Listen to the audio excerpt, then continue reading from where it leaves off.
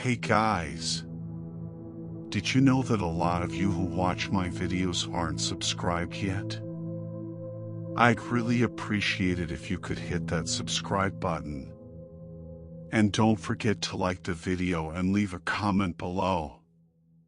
Your interaction really helps the channel grow and allows more people to see my content. Thanks so much for your support. The Oregon air, thick with the scent of burning cedar, clung to Ethan Miller like a second skin.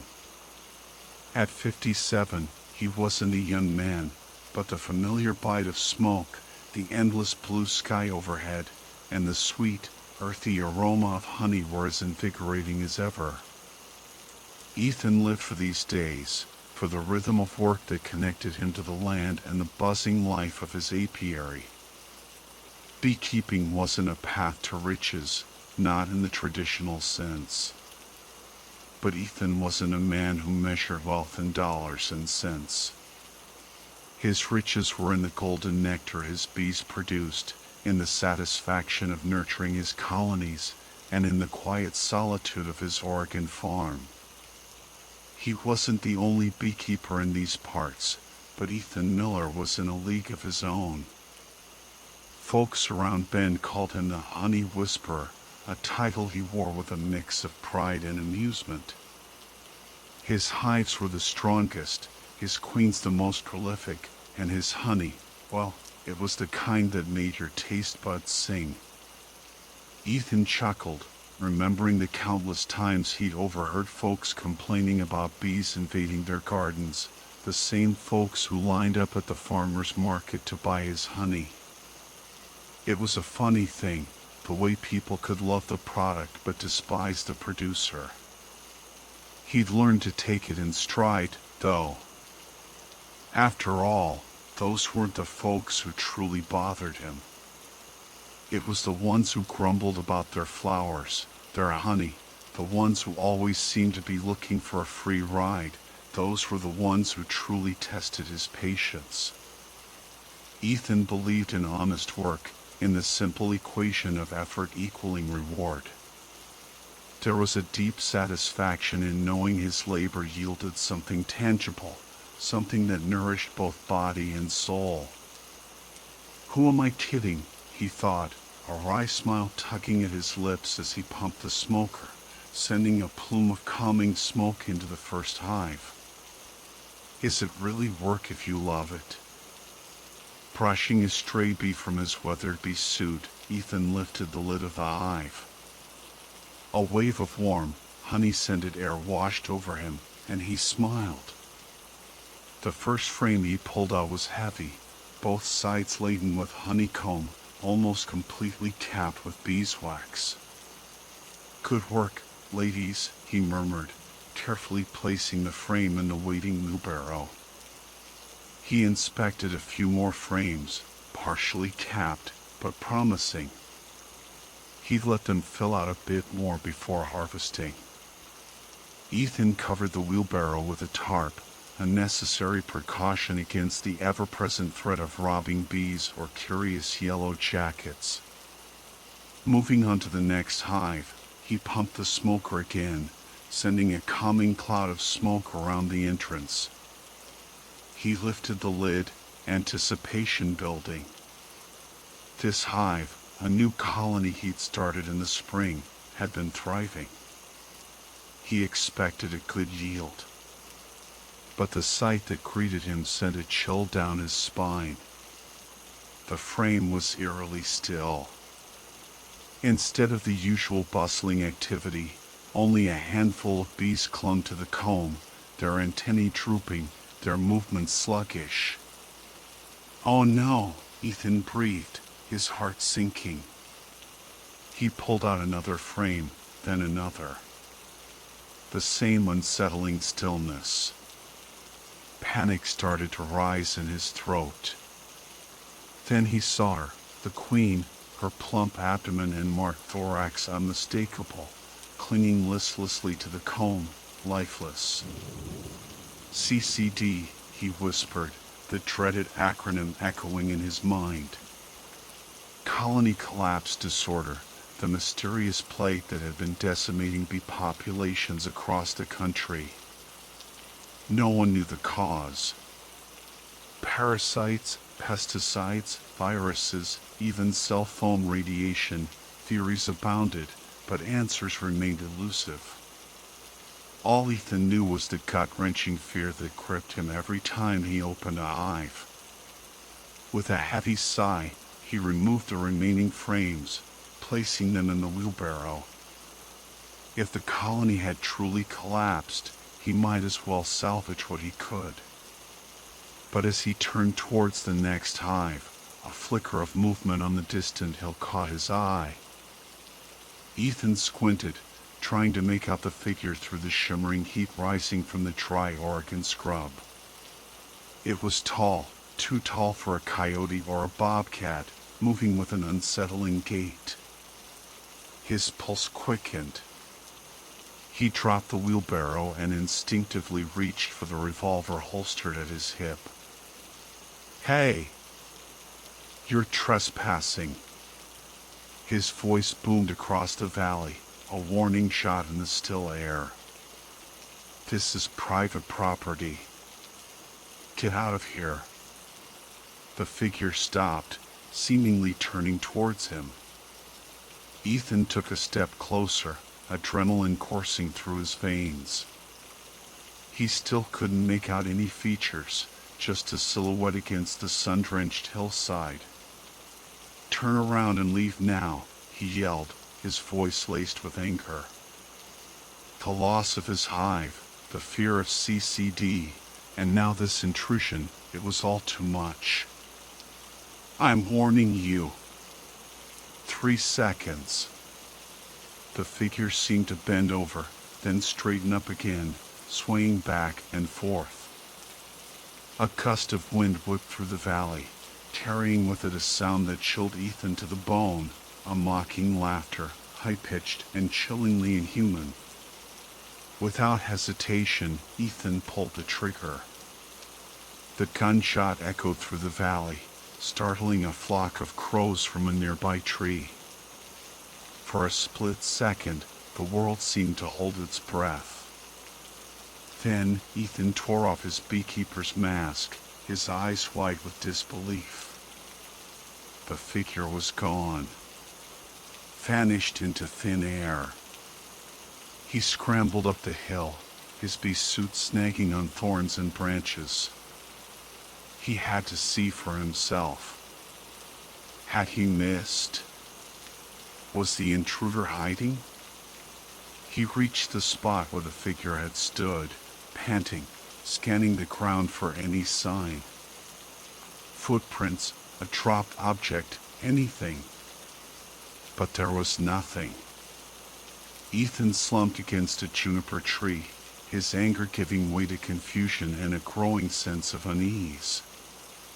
He knew the trespasser couldn't have been responsible for the CCD.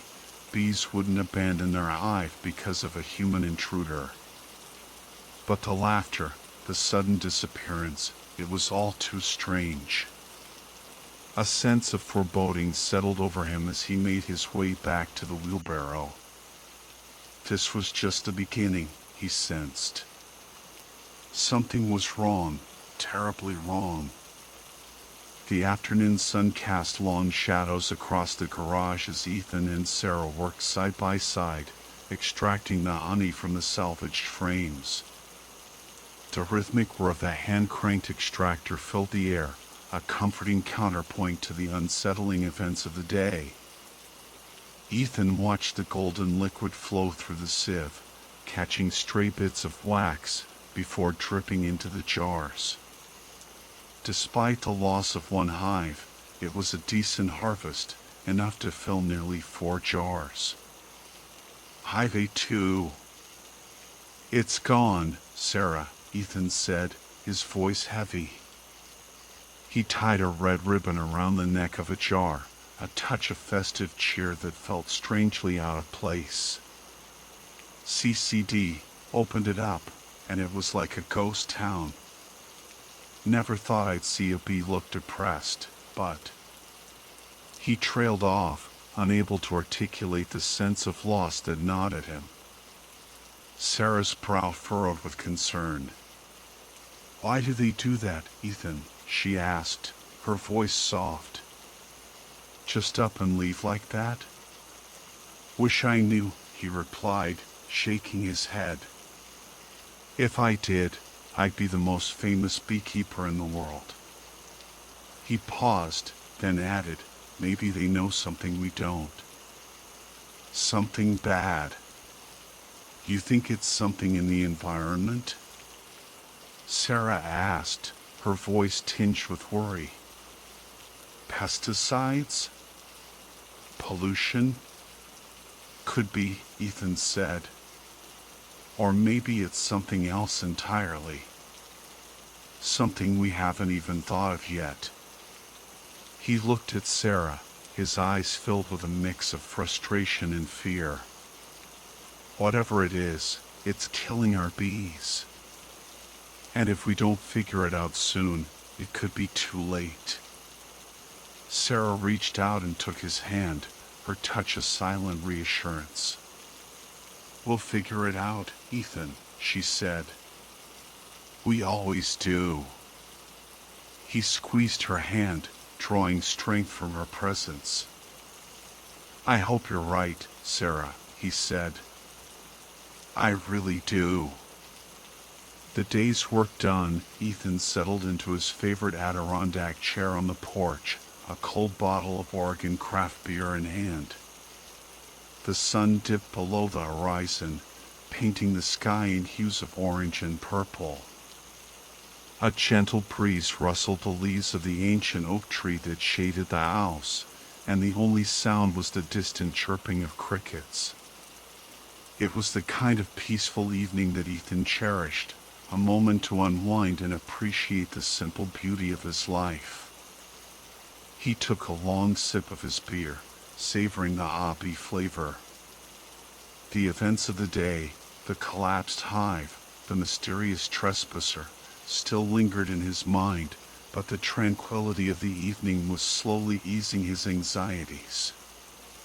He closed his eyes, letting the cool breeze wash over him. Suddenly, a loud buzzing shattered the silence. Ethan opened his eyes and looked up. A large insect, its wings a blur of motion, was slamming itself against the porch light. It was bigger than any bee he'd ever seen, with a thick, segmented body and iridescent wings. Ethan watched, fascinated, as the creature circled the light, its buzzing growing louder and more frantic. He recognized it from a documentary he'd seen on public television. A western cicada killer, a solitary wasp known for its impressive size and its habit of hunting cicadas. Harmless to humans, the narrator had assured. Still, its insistent buzzing was getting on Ethan's nerves. He reached out and switched off the porch light, plunging the porch into darkness. The buzzing stopped abruptly. Silence returned, broken only by the chirping crickets and the occasional rustle of leaves. Ethan leaned back in his chair, taking another sip of his beer. He felt a strange sense of unease, a prickling sensation on the back of his neck. He couldn't shake the feeling that he was being watched. He scanned the shadows, his eyes searching for any sign of movement. But there was nothing. Just the darkness and the whispering wind. Probably just nerves, he thought, trying to dismiss the feeling. He finished his beer and headed inside, locking the door behind him. The insistent buzzing of his phone dragged Ethan from a restless sleep. He fumbled for it on the nightstand, his hand brushing against the still tender spot on his lip where the mystery bug had bitten him. "Ethan Miller," he mumbled into the phone.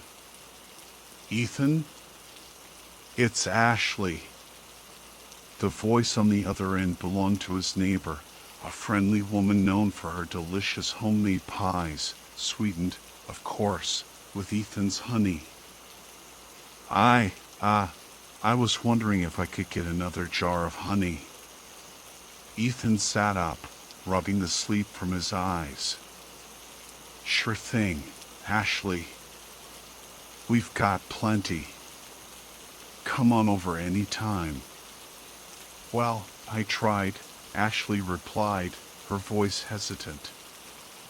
I drove over earlier this morning, but your bees, they wouldn't let me near the house.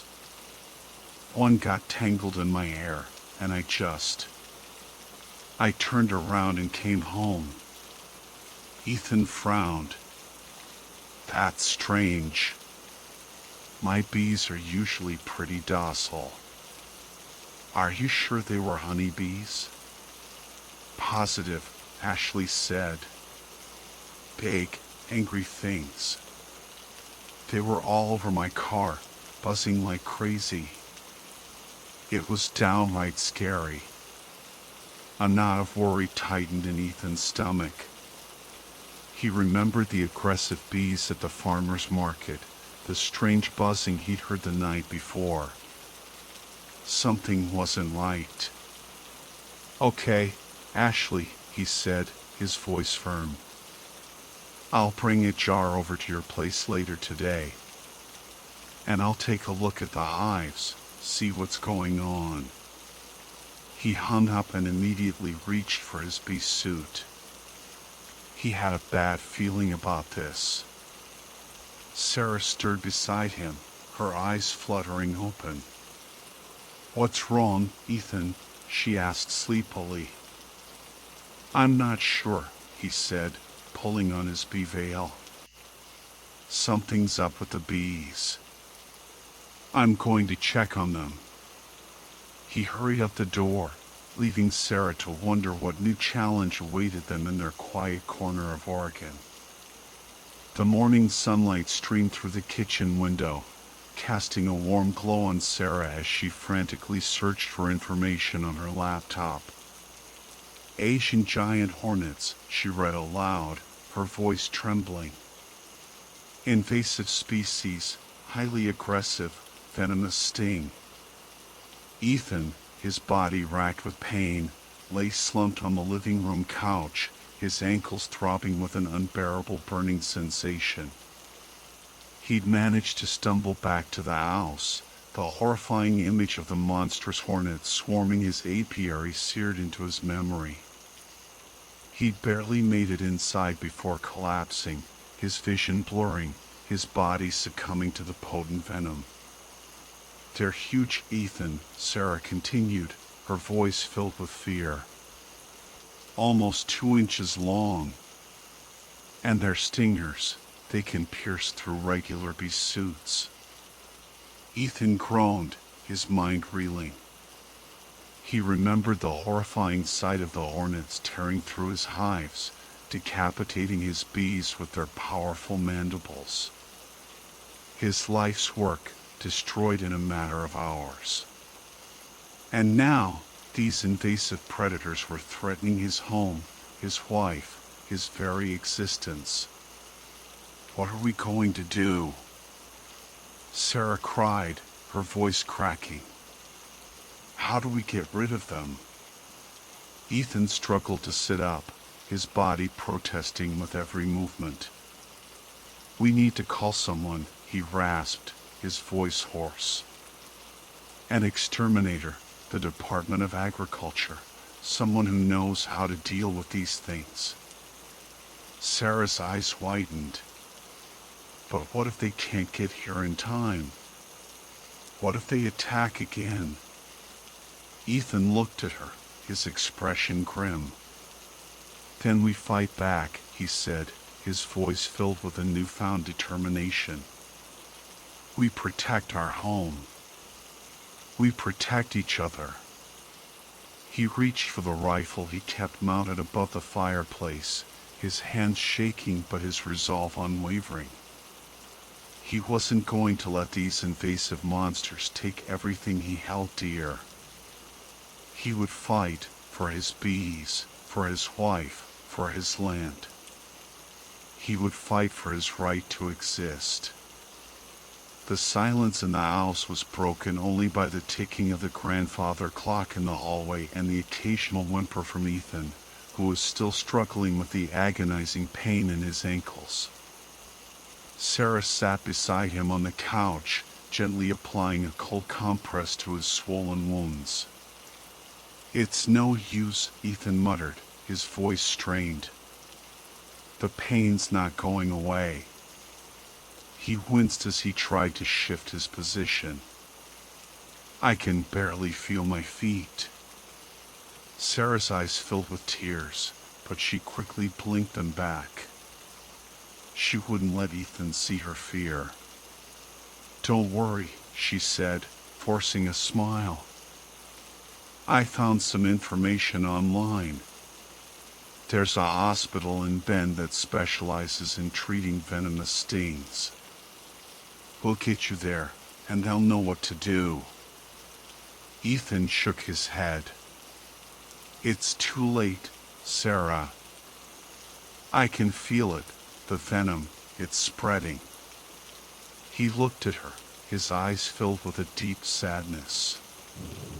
"I'm not going to make it." Sarah's heart clenched. She refused to believe him. "Don't talk like that, Ethan," she said, her voice trembling. "We'll fight this. We'll find a way." But even as she spoke, she knew the truth. The color was draining from Ethan's face, his breathing growing shallow and labored.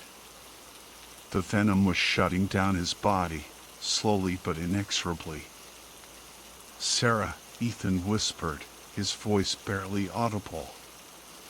"There's something I need to tell you." Sarah leaned closer, her ear almost touching his lips. "What is it, Ethan?" "The hornets." He gasped, his voice raspy. "They weren't an accident. Someone sent them." Sarah's eyes widened in disbelief. "What do you mean? Who would do such a thing?" Ethan's gaze drifted towards the back door, where the message "Find me" was still scrawled across the glass. "The man on the hill, he's the one. He's behind all of this." A wave of fear washed over Sarah. She remembered the chilling laughter they'd heard that day, the way the figure had vanished into thin air. "But why?" she whispered, her voice filled with terror. "Why would he do this to us?" Ethan's eyes fluttered closed. He didn't have the strength to answer. The darkness was closing in, and the last thing he saw was Sarah's tear-stained face, her expression a mixture of grief and fear. The blood-red sun dipped below the horizon, casting long, skeletal shadows across the desolate Oregon landscape. Ethan, his beast suit tattered and stained, his body heavy with grief and the sting of hornet venom, stumbled through the unforgiving terrain. He clutched the rifle, its cold steel a stark contrast to the burning rage that coursed through his veins. Sarah was gone. His bees were gone. But the skinwalker remained, and Ethan would hunt him to the ends of the earth. He followed the grim trail of destruction, the gruesome remnants of his apiary a testament to the skinwalker's malevolence. Hive after hive lay in ruins, the ground littered with the corpses of his beloved bees, their lifeless bodies a macabre mosaic against the scorched earth. Each sight fueled Ethan's burning desire for revenge. As he crested a ridge, a glint of metal in the fading light caught his eye. A dilapidated Ford pickup, its paint peeling, its windows shattered, sat abandoned in a clearing. An unnatural silence hung over the scene, a chilling stillness that sent shivers down Ethan's spine. He knew, with a certainty that defied logic, that he had found the skinwalker's lair. He moved cautiously, his rifle raised, his senses heightened. The truck's doors hung open like gaping wounds, revealing a dark, empty interior. Ethan circled the vehicle, his eyes scanning the surrounding woods, searching for any sign of movement. A low, guttural buzzing reached his ears, growing steadily louder. The hornets. He followed the sound, pushing through a dense thicket of juniper and pine, his heart pounding in his chest. The buzzing intensified, morphing into a monstrous drone that filled the air. And then he saw them, a swirling mass of giant hornets, their iridescent wings catching the last rays of sunlight, their stingers glinting like wicked needles. They swarmed around a towering oak, its ancient bark scarred and gnarled, its branches reaching towards the sky like skeletal arms. This was their nest, the source of the skinwalker's power. Ethan raised his rifle, aiming at the heart of the swarm. But before he could pull the trigger, a figure emerged from the shadows, its form shifting and distorted in the fading light. The skinwalker. It moved with an unnatural grace, its limbs contorting at impossible angles, its eyes burning with an eerie, otherworldly glow. Its flesh was a patchwork of decay and animal hide, its teeth filed to razor-sharp points. It exuded an aura of ancient evil, a chilling presence that sent a wave of fear washing over Ethan. The skinwalker raised its hand, and the swarm of hornets parted, revealing a horrifying sight. Embedded in the oak's trunk, amidst the pulsating mass of larvae, was a human skull. Ethan's blood turned to ice. He recognized the delicate features, the long, auburn hair still clinging to the bone. It was Sarah's. The hornets descended upon Ethan, a buzzing, stinging cloud of vengeance. He screamed, his voice raw and ragged, as their stingers pierced his flesh, injecting their fiery venom.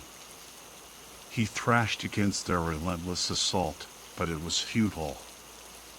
He was outnumbered, outmatched, and utterly alone.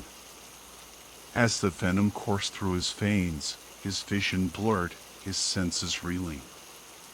He saw Sarah's face, her eyes white with terror, her voice echoing in his ears. He saw the skinwalker, its grotesque form looming over him, its laughter a chilling symphony of death. And then he saw nothing at all. Ethan's body slumped against the oak, his lifeblood draining onto the parched earth. The hornets continued their gruesome feast, their buzzing a macabre lullaby. The skinwalker watched, its eyes glowing with triumph, its victory complete. But even in death, Ethan found a measure of solace. He had fought.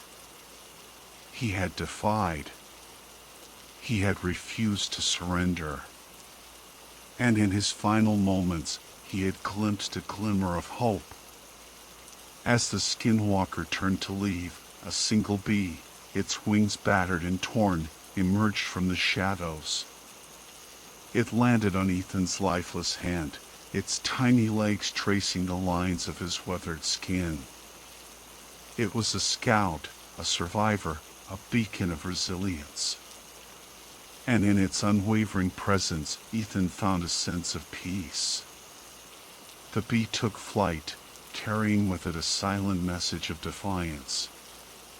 It flew towards the setting sun, towards the promise of a new dawn, towards a future where the skinwalker's reign of terror would end. And as it disappeared into the crimson sky, Ethan's spirit soared with it, his legacy etched in the annals of the Oregon wilderness, a testament to the enduring power of courage and hope.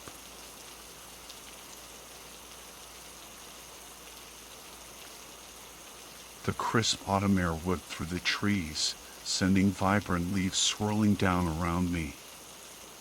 I was hiking alone in the sprawling wilderness of the Redwood National Park, enjoying the solitude and the vibrant colors of the season. The sun was beginning to dip below the towering redwoods, casting long, eerie shadows across the forest floor. I had ventured off the marked trail, drawn by the allure of the unknown. As the light faded, I realized I was lost. Panic began to set in, a cold knot tightening in my stomach. The forest, once so inviting, now seemed menacing, full of unseen eyes and rustling sounds that sent shivers down my spine. Just as despair threatened to consume me, I stumbled upon a clearing. In the center stood a small, dilapidated cabin, a faint light flickering in the window. Relief washed over me. Perhaps I could find shelter there for the night and figure out my way back in the morning. As I approached the cabin, an unsettling feeling crept over me. The windows were dark and empty, and the front door hung open, creaking ominously in the wind. A sense of foreboding settled over me, but the approaching darkness and the chill in the air spurred me forward. I cautiously stepped inside, my heart pounding in my chest. The interior was dark and dusty, the air thick with the smell of damp wood and decay. A fireplace dominated one wall, its cold ashes hinting at a fire long extinguished. A rickety staircase led to a shadowy upper floor. Suddenly, a floorboard creaked above me. I froze, every nerve on high alert. Was I alone in this desolate cabin, or was there someone, or something, else here with me? Holding my breath, I slowly crept up the creaking stairs, each step amplifying the pounding in my chest. The upper floor was shrouded in an eerie silence, broken only by the wind whistling through the gaps in the boarded-up windows. A single door stood ajar at the end of the hallway. I pushed it open, revealing a small, sparsely furnished room. Moonlight filtered through the cracks in the boarded windows, casting long, dancing shadows across the walls. In the corner, a figure huddled beneath a tattered blanket. "Hello?" I called out, my voice trembling. The figure didn't move. I took a hesitant step forward, and the blanket stirred. A pair of eyes, wide and filled with fear, met mine. It was a young woman, her face pale and drawn, her clothes ragged and dirty. "Who are you?" I asked, my voice barely above a whisper. She didn't answer, just stared at me with those haunting eyes. I knelt down beside her, trying to gauge her condition. She seemed disoriented, lost in some distant terror. "Are you hurt?" I asked gently. She shook her head slowly, then whispered a single word, her voice hoarse and barely audible: "Run." Before I could question her further, a loud crash echoed from downstairs. We both jumped, our hearts pounding. Someone, or something, was in the cabin with us. A cold dread washed over me.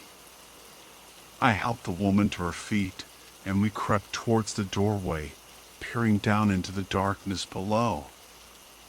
A shadowy figure moved through the living room, its form shifting and distorted in the dim light. We retreated back into the room, our eyes wide with fear. We were trapped, with no escape in sight. The figure downstairs was moving slowly, methodically, as if searching for something, or someone. The shadowy figure downstairs let out a guttural growl, sending chills down my spine. We had to get out of there, and fast. But the windows were boarded shut, and the only exit was through the living room, where that thing was lurking. I glanced around the room, desperate for a weapon. My eyes landed on a heavy iron poker resting beside the fireplace. I grabbed it, the cold metal reassuring in my hand. "Stay close," I whispered to the woman, my voice firm despite the fear gripping me. We crept towards the door, our footsteps muffled by the threadbare carpet. The figure downstairs was still moving around, its growls echoing through the cabin. We exchanged a terrified look, then I threw open the door and charged out into the hallway. The figure turned at the sound of our footsteps, its eyes glowing menacingly in the darkness. It lunged towards us, its form shifting and distorting, becoming more monstrous with each step. I raised the poker, ready to defend us, but the woman screamed and pushed me aside. She leaped in front of me, throwing her arms around the creature. It let out a startled cry, its form flickering and fading. "No!" I shouted, reaching for her, but it was too late. The creature vanished, taking her with it. I stood there, stunned, the poker slipping from my grasp. The cabin was silent once more, the only sound the wind whistling through the broken windows. I was alone. What was that thing? And who was that woman? Was she a victim, or something else entirely? Questions swirled in my mind, but there were no answers. I knew I couldn't stay in that cabin any longer. I had to get out, find help, and warn others about the horrors lurking in the woods. But as I stumbled out into the night, I couldn't shake the feeling that I was being watched, that something evil was still out there, waiting in the shadows. The cold night air stunned my face as I stumbled through the woods, my mind reeling from the events in the cabin. I had no idea where I was going, but any direction away from that cursed place seemed like the right one. The moon was hidden behind a thick blanket of clouds, plunging the forest into an impenetrable darkness. I tripped over roots and fallen branches, my hands scraped and bleeding. Fear spurred me onward. The image of the creature and the woman's terrified eyes burned into my memory. Just when I thought I couldn't go any further, I saw a light in the distance. A beacon of hope in the oppressive darkness. I stumbled towards it, my legs aching, my breath ragged. As I drew closer, I saw that the light came from a ranger's truck, parked on a dirt road. Relief washed over me. I had found help. I ran towards the truck, waving my arms and shouting. The ranger, a burly man with a weathered face, stepped out, his hand resting on the holster at his hip. "Whoa there," he said, his voice gruff but cautious. "What's all the commotion?" I poured out my story, the words tumbling over each other in my haste. The ranger listened patiently, his brow furrowed in concern. "A cabin, you say?" he asked when I had finished. "Can you describe its location?" I tried, but my sense of direction was completely lost. I had wandered for hours in the darkness, with no landmarks to guide me.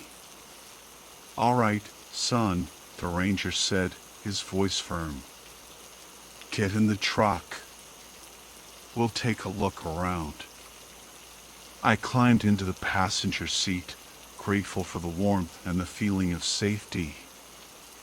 The ranger turned the truck around and headed down the dirt road, his headlights cutting through the darkness.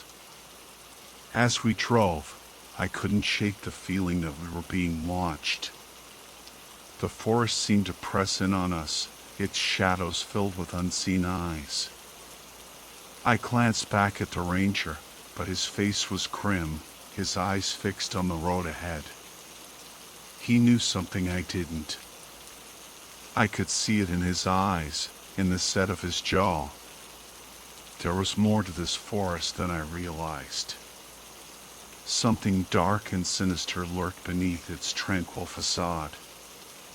The ranger's silence was heavy, filled with unspoken knowledge. I waited, my anxiety growing with each passing mile. Finally, he spoke, his voice low and grave. "There have been stories," he began, his eyes fixed on the winding road, "whispers of strange happenings in these woods. People disappearing, sightings of things that don't belong. Most folks dismiss them as campfire tales, but I've seen enough in my years out here to know there's some truth to them." He paused, then continued, "That cabin you described, it's been abandoned for years. Locals say it's cursed. Some claim it's a gateway to somewhere else." My blood ran cold. A gateway? To where? The woman's words echoed in my mind, "Run." She had known. She had tried to warn me. And the woman? I asked, my voice barely a whisper. The ranger's grip tightened on the steering wheel. "There's a legend," he said, "about a woman who disappeared in these woods years ago. Some say she was taken by the creatures that dwell in the shadows. Others say she became one of them." He glanced at me, his eyes filled with a mixture of pity and warning. "You were lucky to escape, son. Most who encounter those beings, they don't come back." We drove on in silence, the ranger's words hanging heavy in the air. The forest seemed to close in around us, the trees like gnarled fingers reaching out to snatch us into the darkness.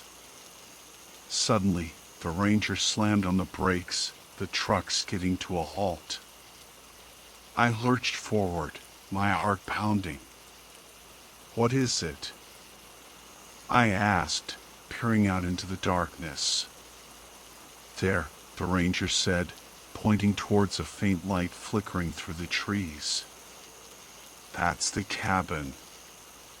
I followed his gaze, my breath catching in my throat. It was the cabin, no doubt about it. But something was different. It seemed alive. The windows glowed with an eerie light, and shadows danced across the walls as if figures were moving inside. The ranger reached for his rifle, his face grim.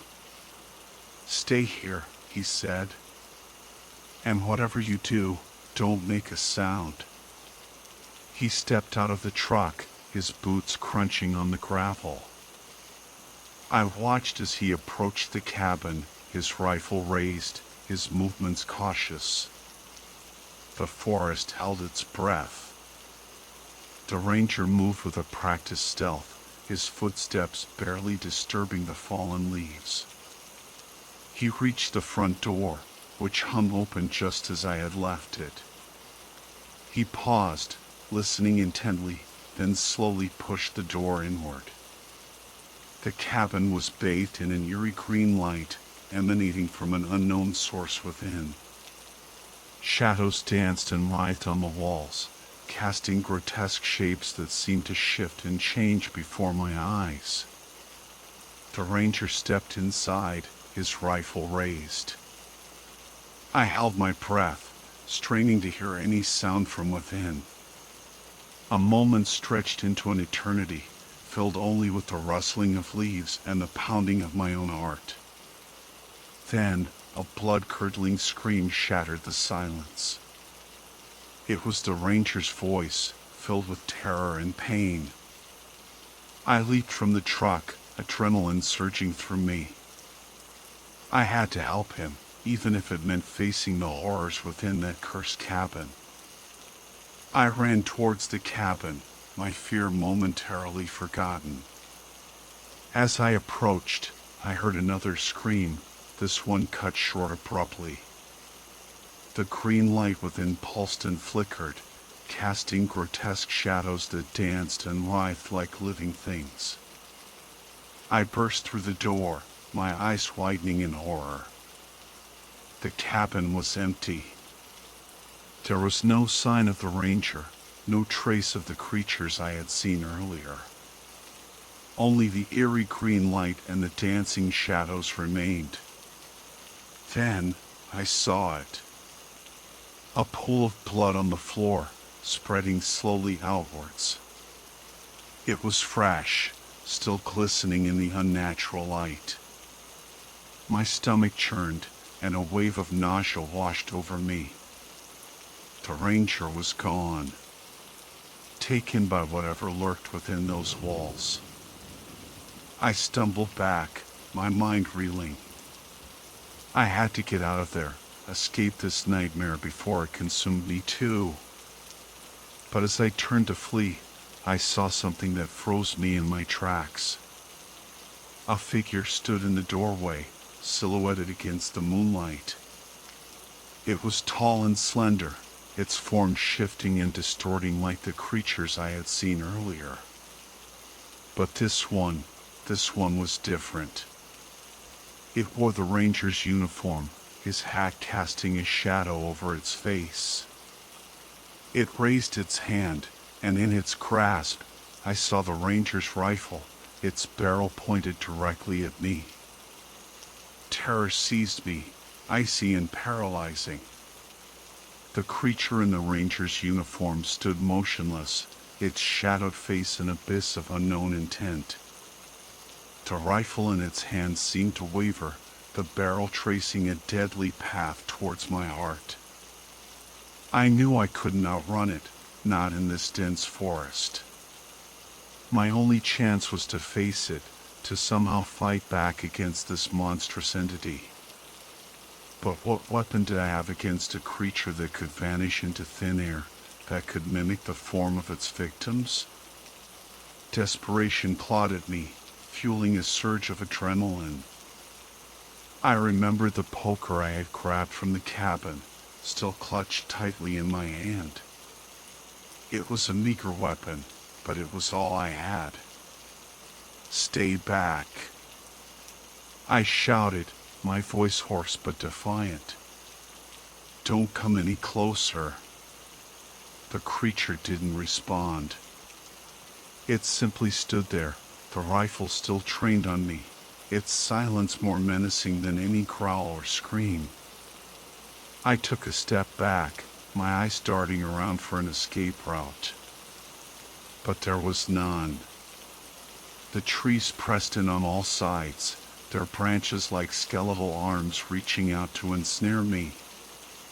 The creature took a step forward, and I raised the poker, my knuckles white with tension. The green light from the cabin cast long, distorted shadows, making it difficult to see its movements. Suddenly, it lunged. I swung the poker with all my might, the metal connecting with its shoulder with a sickening thud. The creature stumbled back, a guttural cry escaping its lips. It dropped the rifle, clutching its shoulder in apparent pain. I pressed my advantage, charging forward and swinging the poker again. This time, it struck the creature's head, sending it reeling backwards. It stumbled and fell, its form flickering and fading. The ranger's uniform dissolved, revealing the creature's true form, a grotesque, shadowy figure with glowing red eyes. It let out a final, agonizing scream, then vanished completely, leaving behind only a wisp of black smoke that dissipated into the night air. I stood there, panting, the poker trembling in my hand. The silence of the forest was deafening, broken only by the pounding of my own heart. I had survived. I had defeated the creature, or at least this manifestation of it. But I knew that the evil that lurked in these woods was not truly gone. It was out there, somewhere in the shadows, waiting for its next victim. I turned and fled, not stopping until I reached the safety of the main road. I never looked back, but the memory of that night, the horrors I had witnessed, would forever haunt my dreams.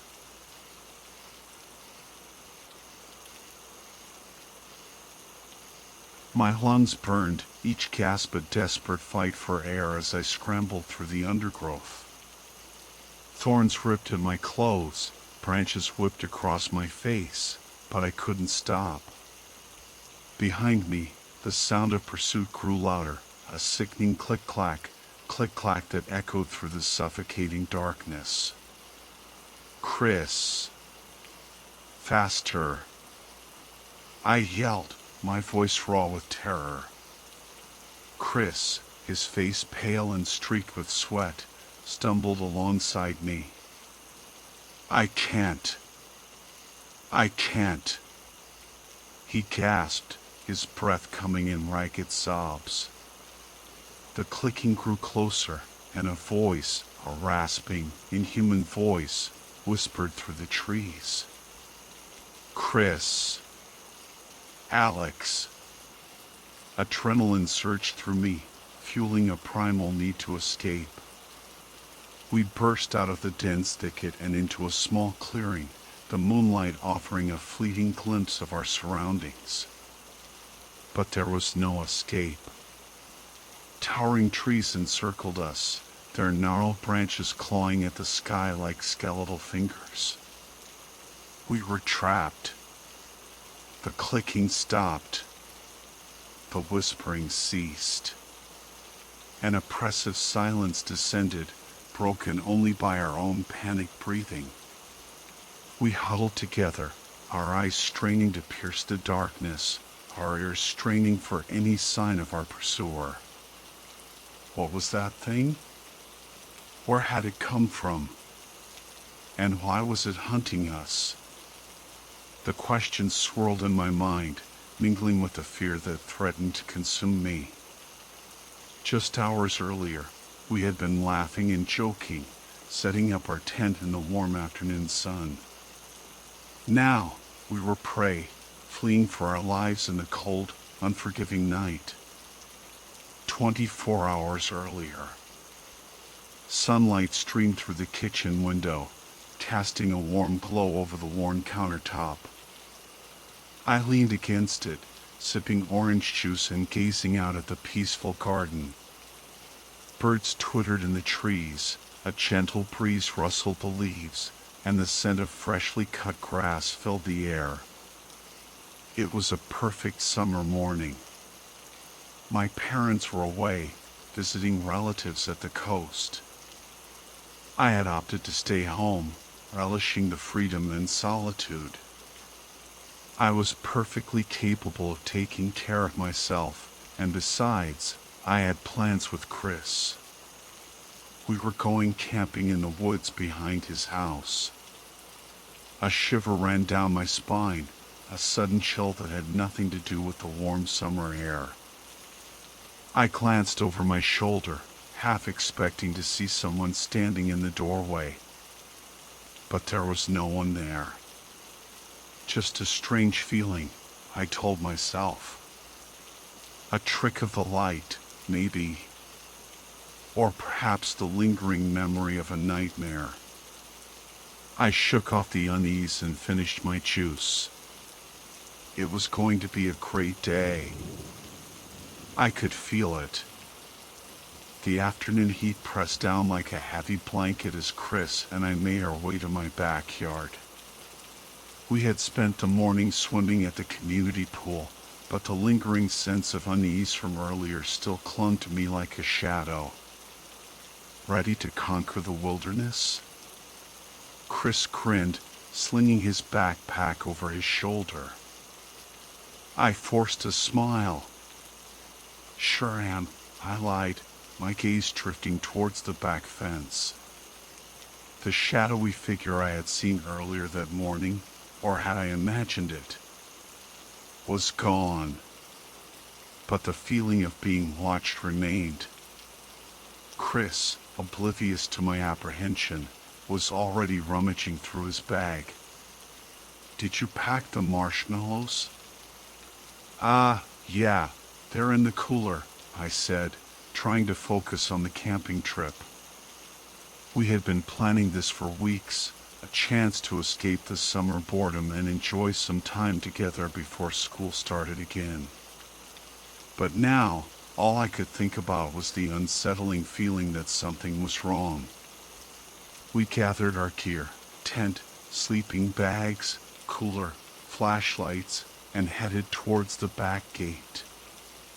As I reached for the latch, a movement at the edge of the woods caught my eye. A flicker of something dark, disappearing behind a thicket of trees. My heart pounded in my chest. "Did you see that?" I whispered, my voice barely above a breath. Chris frowned. "See what?" "There, by the trees," I pointed, my hand trembling slightly. Something moved. He squinted, peering into the shadows. "I don't see anything. Probably just a squirrel or something." But I knew it wasn't a squirrel. It was too tall, too deliberate. Like something was watching us, waiting for the right moment to strike. "Come on," Chris said, his voice reassuring. "Let's get out of here." He pushed open the gate, and we stepped into the cool shade of the woods. The feeling of being watched intensified, prickling my skin like 1,000 tiny needles. I glanced back at my house, its windows gleaming in the afternoon sun. It seemed so far away now, a safe haven that was quickly receding from view. We followed a narrow path that wound its way through the trees, the air thick with the scent of pine needles and damp earth. The sunlight filtered through the leaves, casting dappled shadows on the forest floor. It was beautiful, yes, but also unsettling. The silence was too profound, broken only by the occasional rustle of leaves or the distant caw of a crow. "This is awesome," Chris said, his voice echoing through the stillness. "It's like we're in another world." But I couldn't shake the feeling that we weren't alone in this world. That something was watching us, following us, lurking just beyond our sight. Deeper we ventured into the woods, the air growing cooler and denser. Sunlight struggled to penetrate the thick canopy of leaves, casting long, dancing shadows that played tricks on our eyes. Every rustle of leaves, every snap of a twig sent a jolt of fear through me, making me whirl around, searching for the source of the sound. "Relax, Alex," Chris chuckled, noticing my jumpiness. "It's just the wind." "Easy for you to say," I muttered, still scanning the shadows. "You're not the one who saw a creepy figure lurking in their backyard." Chris rolled his eyes. "It was probably just a cat," he said dismissively. "Or a weirdly shaped bush. You're letting your imagination run wild." I wanted to believe him. I really did. But the feeling of unease persisted, a knot of anxiety tightening in my stomach. I couldn't shake the feeling that we were being watched, that something was out there, hidden among the trees, observing our every move. We finally reached a small clearing, a patch of sunlight illuminating a carpet of soft moss. "This is it," Chris declared, dropping his backpack with a thud. "Perfect spot for our campsite." Relief washed over me. At least we had found a place to set up camp, a temporary sanctuary in this unsettling forest. We quickly got to work, unpacking our gear and assembling the tent. The familiar routine of setting up camp, the methodical process of arranging our sleeping bags and unpacking the cooler, provided a welcome distraction from my fears. As dusk began to settle, painting the sky in hues of orange and purple, we built a small campfire. The flames crackled and danced, casting a warm glow that pushed back the encroaching darkness. We roasted marshmallows, their sugary sweetness a comforting taste of childhood. For a while, I managed to forget my anxieties, losing myself in the simple pleasure of sharing stories and laughter with my friend. But as the fire died down to embers, and the darkness deepened, the feeling of unease returned. The shadows seemed to lengthen, the whispering of the wind morphing into hushed voices. I found myself staring into the darkness beyond the firelight, searching for any sign of movement, any hint of the creature that I knew was out there, watching us. Chris, sensing my apprehension, put a reassuring hand on my shoulder. "Don't worry," he said, his voice low and comforting. "We're safe here. Nothing's going to get us." But even as he spoke, a shiver ran down my spine. I couldn't shake the feeling that we were anything but safe. That something was out there, lurking in the shadows, waiting for the right moment to strike.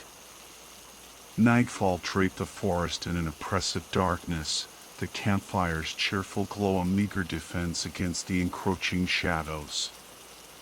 Every rustle of leaves, every snap of a twig, amplified in the stillness, sent shivers down my spine. I huddled closer to the fire, seeking solace in its warmth, but the feeling of being watched intensified, a chilling awareness that we were not alone. "Did you hear that?" I whispered, my voice barely audible above the crackling flames. Chris, who had been staring into the darkness, turned to me, his brow furrowed. "Hear what?" "A whisper," I stammered, my heart pounding in my chest. "Like someone's talking, but I can't make out the words." He listened intently, his gaze scanning the shadows that danced around us. "I don't hear anything," he said after a moment, his voice strained. "Just the wind." But I knew it wasn't the wind. It was something else, something sinister, something that whispered secrets in a language I couldn't understand. A language that spoke of ancient evils and lurking dangers. A sudden movement at the edge of the firelight caught my eye. A fleeting glimpse of something tall and slender, slipping silently between the trees. I gasped, clutching Chris's arm. "There," I hissed, pointing towards the spot where the figure had vanished. "Did you see it?" He shook his head, his eyes wide with apprehension. "I didn't see anything." "Are you sure you weren't just imagining things?" "I'm sure," I insisted, my voice rising in panic. "It was right there. Something's out there, Chris. I know it." He tried to reassure me, but his voice lacked conviction. He was scared too. I could see it in his eyes. We were both trapped in this darkening forest, prey to an unseen predator, our fear growing with every passing moment. As the night wore on, the strange occurrences continued. Footsteps crunching on dry leaves just beyond our vision. Whispering voices that seemed to slither through the trees, their words indecipherable yet filled with malice.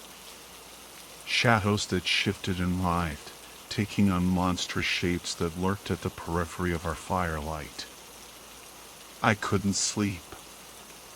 Every time I closed my eyes, I saw the shadowy figure, its form shifting and distorted, its eyes glowing with an eerie light. I felt a growing sense of dread, a premonition that something terrible was about to happen. Chris, exhausted from the day's activities, eventually drifted off to sleep. But I remained awake, my senses on high alert, listening to the symphony of the night, every sound a potential threat, every shadow a lurking monster. I knew that we were not alone in this forest. Something was out there, watching us, waiting for the right moment to strike. And I knew, with a chilling certainty, that this night was far from over. Exhaustion finally claimed me, dragging me down into a restless sleep filled with fragmented images and unsettling sounds. I dreamt I was running, my legs heavy and sluggish, through a never-ending forest. The air was thick with fog, and the trees loomed like grotesque giants, their branches reaching out like grasping claws. A whispering voice, cold and menacing, echoed through the woods, calling my name, urging me to follow. Then, the dream shifted. I found myself paralyzed, unable to move or speak, my body frozen in a state of helpless terror. A figure materialized from the shadows, tall and skeletal, its limbs elongated and contorted. Its head was a grotesque mockery of a human face, with hollow eyes that burned with an eerie green light and a gaping maw filled with razor-sharp teeth. It leaned over me, its breath hot and fetid, its voice a guttural growl that vibrated through my bones. "You cannot hide," it rasped, its words dripping with malice. "You are mine now."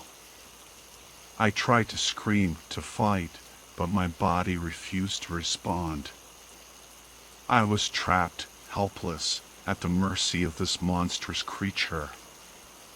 Its hand, cold and skeletal, reached out, its fingers closing around my throat. I woke with a gasp, my heart pounding, my body drenched in sweat. The campfire had died down to embers, casting flickering shadows that danced across the tent walls. Chris slept soundly beside me, oblivious to my terror. I sat up, my breath coming in ragged gasps, my mind replaying the horrifying images of my dream. It felt so real, the creature's touch, its voice, its chilling words. I couldn't shake the feeling that it wasn't just a dream, that it was a warning, a premonition of something truly terrible. I glanced out the tent flap, my eyes struggling to adjust to the darkness. The forest was silent, the only sound the gentle rustling of leaves. But I couldn't shake the feeling that we were being watched, that the creature from my dream was out there, lurking in the shadows, waiting for its moment to strike. A wave of nausea washed over me, and I stumbled out of the tent, gasping for fresh air. I leaned against a nearby tree, my body trembling, my mind reeling from the terror of my dream. I had never experienced anything like it before, such vivid imagery, such palpable fear. As I stood there, trying to calm my racing heart, a sound pierced the silence. A soft, clicking sound, like fingernails tapping on wood. It seemed to be coming from the depths of the forest, drawing closer with every passing moment. Fear gripped me, cold and paralyzing. I knew, with a chilling certainty, that the creature from my dream was no longer just a figment of my imagination. It was real. And it was coming for us. The clicking sound grew louder, closer, sending waves of panic through me. I stumbled back towards the tent, my eyes frantically searching the darkness for the source of the sound. And then I saw it. The lantern. Our lantern. It was hovering in midair, 20 feet above the ground, its light casting an eerie glow on the surrounding trees. It swayed gently, as if suspended by an invisible thread, its light flickering ominously. "Chris!" I screamed, my voice cracking with terror. "Look!" He stumbled out of the tent, his eyes still blurry with sleep. He followed my gaze, and his jaw dropped. "What the?" he stammered, his voice filled with disbelief. "How is that possible?" We stood there, mesmerized by the floating lantern, our minds struggling to comprehend what we were seeing. It defied all logic, all reason. It was as if the laws of physics had been suspended, replaced by some unknown, supernatural force. A cold dread washed over me, the chilling realization that we were in the presence of something beyond our understanding. Something ancient, powerful, and malevolent. The lantern began to descend, slowly at first, then with increasing speed. It landed with a thud at the foot of a nearby tree, its light illuminating the gnarled bark and the thick undergrowth. We exchanged a terrified look, our fear palpable in the silence. The creature, whatever it was toying with us, playing a game of cat and mouse. It wanted us to know that it was there, that it was in control. "We have to get out of here," I whispered, my voice trembling. "Now!" Chris nodded, his face pale and drawn. We scrambled back into the tent, grabbing our backpacks and sleeping bags. We had to get away from this place, from this creature that held us captive in its terrifying game. As we emerged from the tent, the lantern flickered and went out, plunging us into absolute darkness. We fumbled for our flashlights, their beams cutting through the blackness, but they offered little comfort against the overwhelming fear that gripped us. We stumbled through the undergrowth, our hearts pounding, our breaths coming in ragged gasps. The forest seemed to close in around us, the trees looming like menacing giants, their branches reaching out like skeletal fingers. And then we heard it. The clicking sound. Closer now, more insistent. It was coming for us. We plunged deeper into the woods, our flashlights cutting through the oppressive darkness, their beams dancing across the gnarled branches and thick undergrowth. The clicking sound pursued us relentlessly, echoing through the trees, growing louder with every passing moment. Panic clawed at my throat, choking off my breath. I stumbled over roots and rocks, my legs burning with exhaustion, my lungs screaming for air. But I couldn't stop. I couldn't slow down. The creature was closing in, its presence a suffocating weight on my chest. "This way!" Chris yelled, his voice strained with fear. He veered off the path, plunging into a dense thicket of trees. I followed blindly, branches whipping across my face, thorns tearing at my clothes. We were lost. Hopelessly lost. The familiar landmarks of the forest had vanished, swallowed by the all-consuming darkness. We stumbled onward, our flashlights casting a meager circle of light in the vast expanse of blackness. The clicking sound was right behind us now, a relentless rhythm that pounded in my ears. I could feel its presence, a cold, malevolent force that stalked us through the shadows. "We have to hide," I gasped, my voice raw with terror. "We can't outrun it." Chris nodded, his eyes wide with fear. We scrambled behind a massive oak tree, its thick trunk offering a momentary shield against the creature's pursuit. We huddled together, our breaths coming in ragged gasps, our bodies trembling with fear. The clicking stopped. The forest fell silent, the only sound the pounding of our own hearts. We held our breath, listening for any sign of the creature, our eyes straining to pierce the darkness. Minutes passed, each one an eternity. The silence stretched on, broken only by the occasional rustle of leaves or the distant hoot of an owl. Had we lost it? Had it given up the chase? Hope flickered in my chest, a fragile ember in the face of overwhelming fear. But it was quickly extinguished. A twig snapped behind us. We whirled around, our flashlights illuminating a pair of glowing eyes, fixed on us with predatory intensity. The creature had found us. With a guttural growl, it lunged from the shadows, its form a grotesque silhouette against the moonlit sky. We screamed, scrambling away, our flashlights bouncing wildly, casting erratic shadows that danced across the forest floor. The chase was on again, a desperate flight for survival. We ran blindly, our legs fueled by adrenaline, our lungs burning with exhaustion. But the creature was faster, stronger, its relentless pursuit closing the distance between us. We were running out of time. We were running out of hope. We were running out of forest. The creature was gaining on us.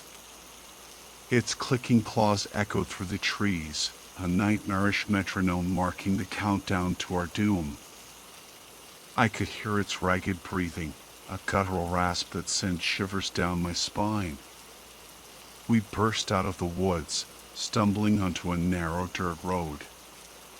Moonlight bathed the landscape in an eerie silver glow, revealing rolling hills and distant farmhouses.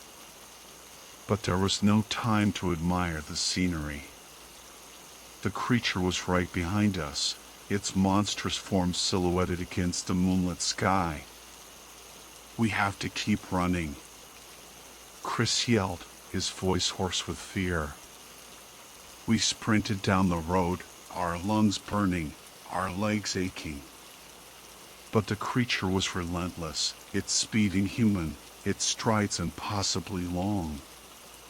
It was closing the distance between us, its shadow stretching out like a monstrous hand reaching to snatch us into the darkness. A wave of despair washed over me. We couldn't outrun it. We couldn't hide from it. We were going to die here, in this desolate stretch of road, hunted down by a creature from our worst nightmares. But then, a flicker of hope appeared in the distance. A faint glow, growing brighter with every passing second. Headlights. A car.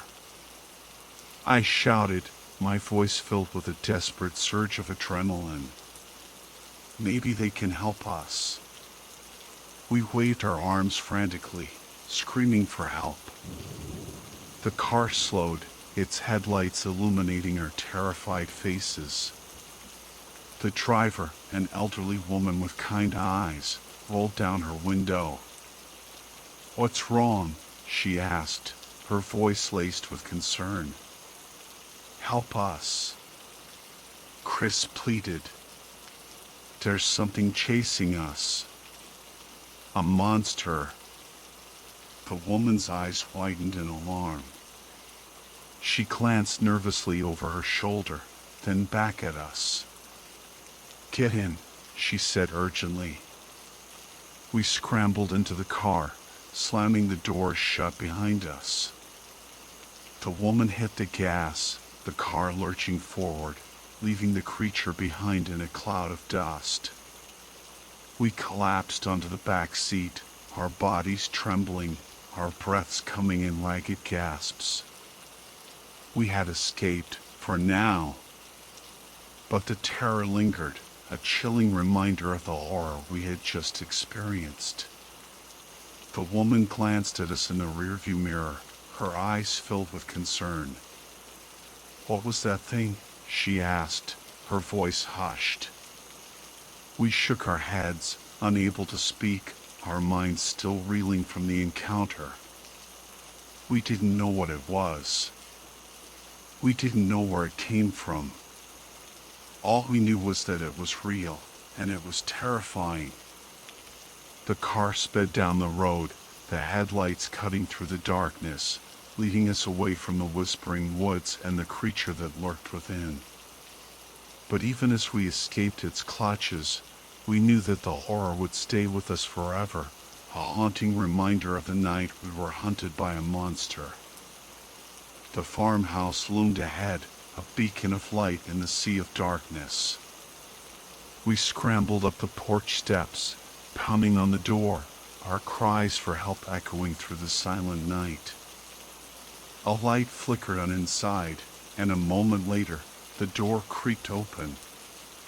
A middle-aged man, his face etched with concern, stood in the doorway. "Please, help us." Chris gasped, his voice raw with fear.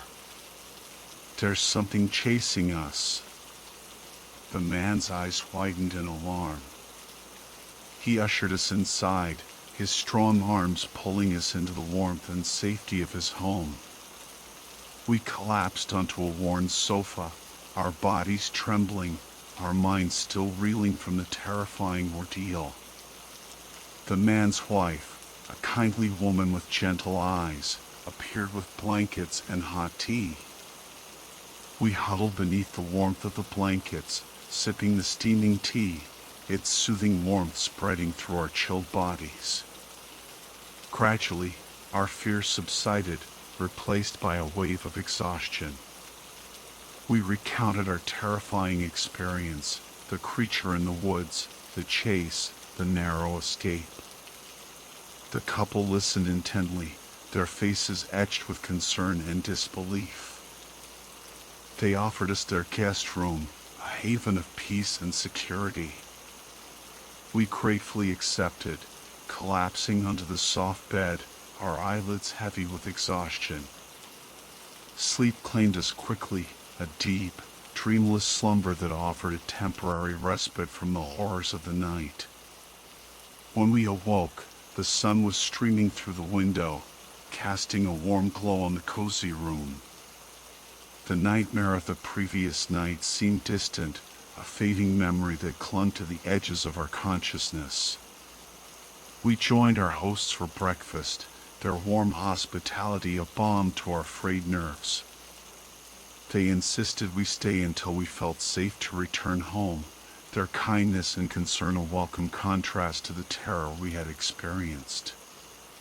As the day wore on, we ventured outside, the warm sunshine and the cheerful sounds of birdsong a stark contrast to the dark, oppressive atmosphere of the whispering woods.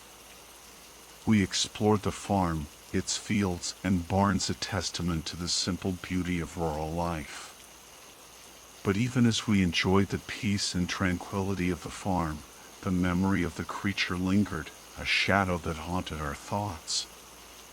We knew that we had escaped its clutches, but we couldn't shake the feeling that it was still out there, lurking in the darkness, waiting for its next victims. We would never forget the night we were hunted in the whispering woods.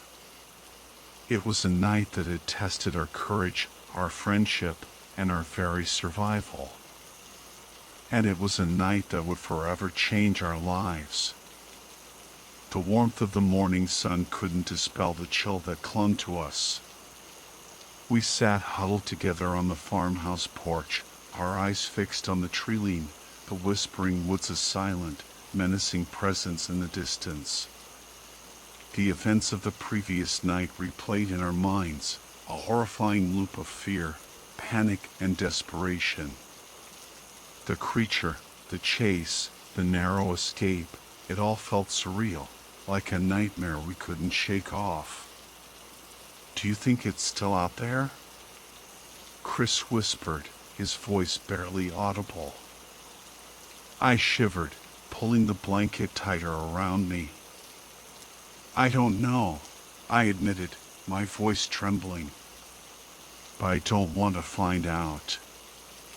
The kindness of the farm couple, their warm hospitality and genuine concern, had offered a temporary refuge from our fear.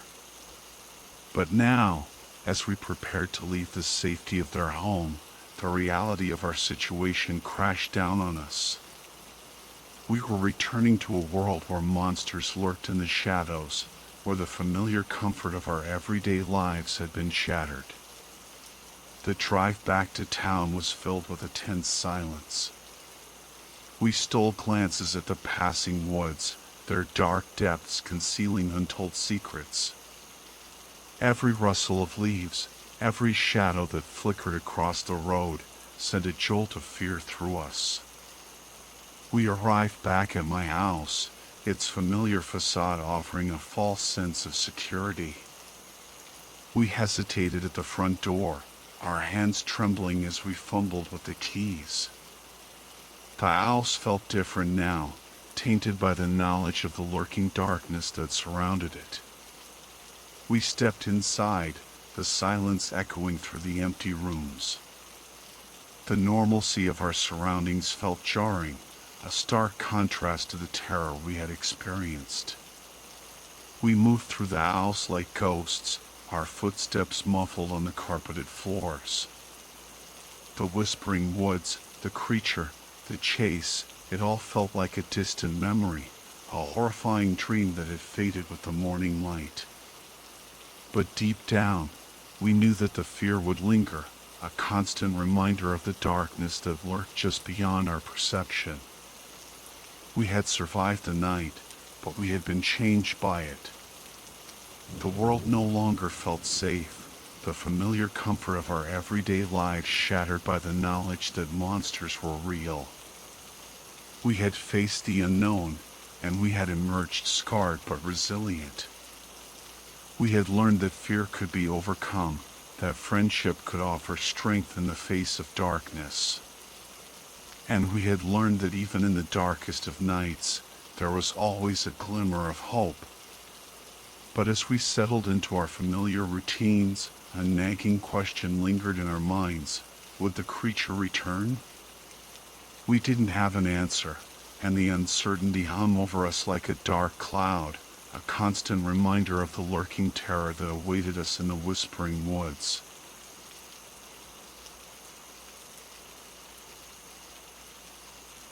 "Come on, Jake, you know it's going to suck." I didn't nod, but Mike was right. Camp Redwood Creek had been a total bust. The archery competition was rained out, the canoes were chewed up by raccoons, and the crafts were pathetic. Even the counselors looked bored. "Guys, we're going to get in trouble," Tommy whined, tugging at his shorts. "Everyone else is going to Camper Appreciation Night. Just because everyone's jumping off a bridge." Mike muttered, adjusting his glasses. We all stared at the banner hanging above the mess hall door.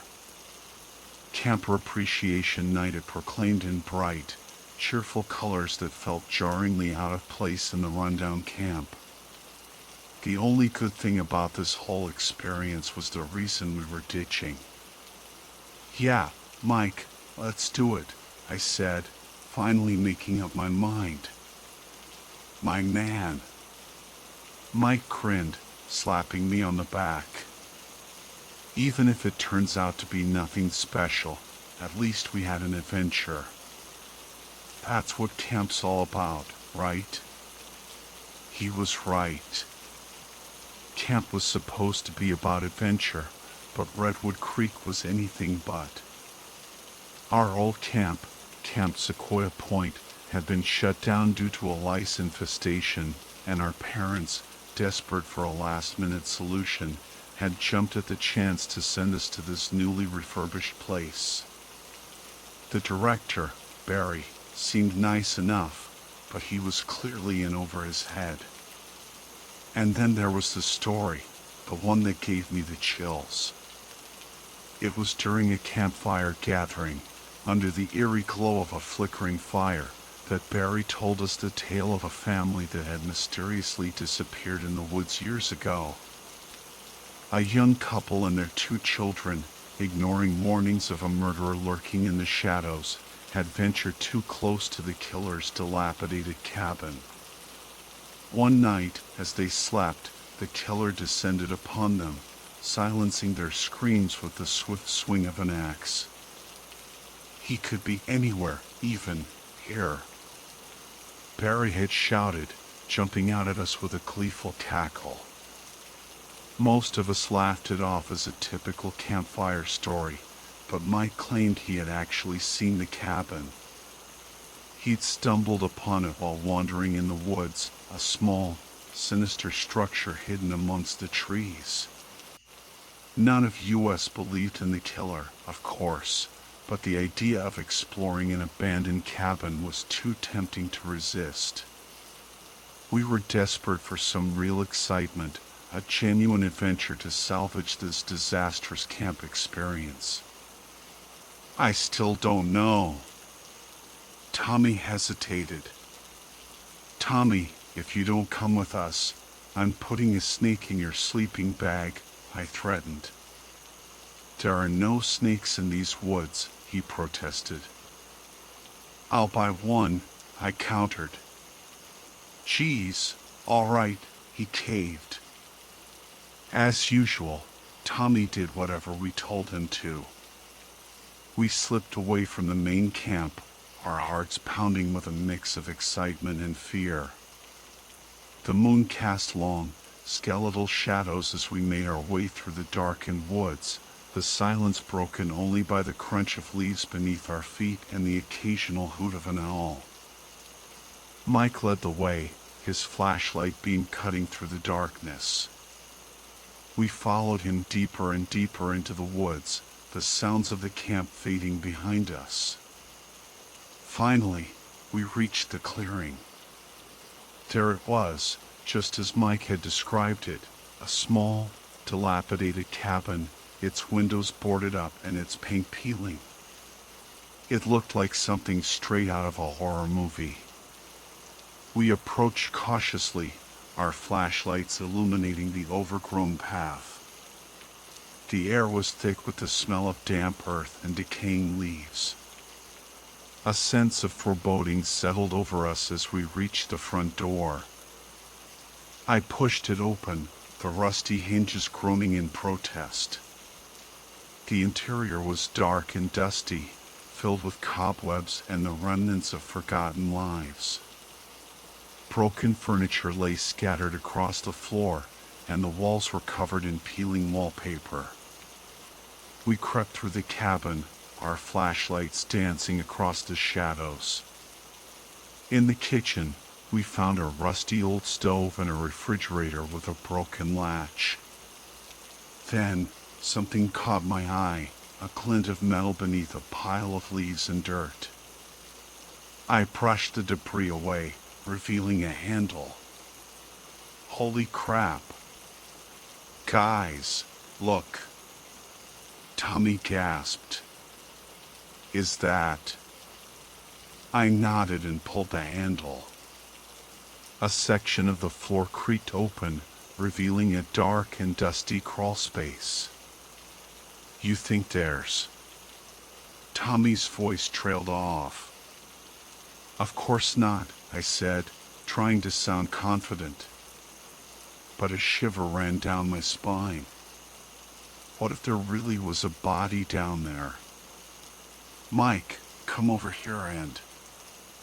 I turned to find Mike staring intently at something he held in his hands. What is that? I asked. He looked up, his face pale. In his hands was a pair of binoculars, modern binoculars, barely scuffed. Where did you find those? He pointed towards a pile of belongings beneath the window. We hadn't paid much attention to it before, but now we saw it clearly. Cans of food in pristine condition, a modern sleeping bag, a flashlight. This wasn't just an abandoned cabin. Someone was living here. I grabbed the binoculars and peered out the window. In the distance, I could just make out the campgrounds, bathed in the pale moonlight. Then, something moved in the shadows. A figure, carrying a covered flashlight, was approaching the cabin. Someone's coming. I hissed, dropping the binoculars. Panic seized us. We had to hide. But there was no back door, and the windows were boarded up. Guys! Here. Tommy whispered, pointing to the crawl space. We didn't hesitate. We scrambled into the cramped, dusty space and pulled the trapdoor shut above us. We huddled together in the darkness, our hearts pounding. The footsteps grew louder, closer. Then, the front door creaked open. We held our breath as the intruder moved through the cabin. He rummaged through his belongings, cursing under his breath.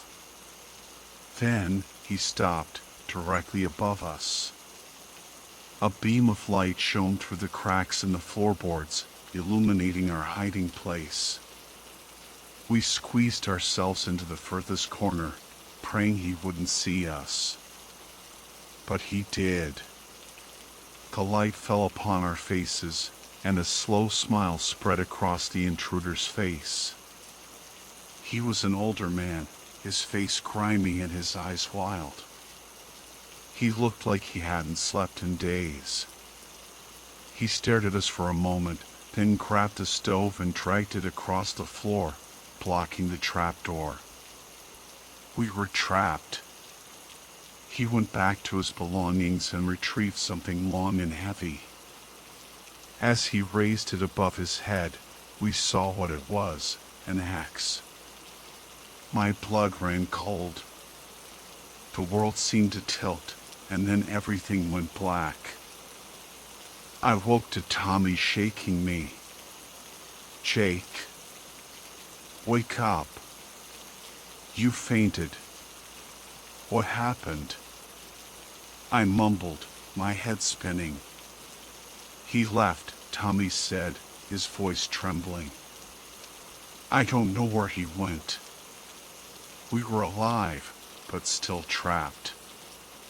The stove was too heavy to move. "We have to find another way out," I said, my voice shaking. We crawled through the dusty crawl space, searching for an escape route. Cobwebs clung to our faces, and we could hear the scuttling of unseen creatures in the darkness. Finally, I found a weak spot in the floorboards near the back of the crawl space. The wood was rotten and crumbling. "Get over here," I shouted. We took turns kicking at the weakened boards, splintering the wood with each blow. After what felt like an eternity, the floor gave way. We scrambled out of the crawl space and bolted out of the cabin, not stopping until we reached the campgrounds. But something was wrong. The camp was eerily quiet. The cabins were dark, and there was no one around. We ran towards the mess hall, the only building with lights on.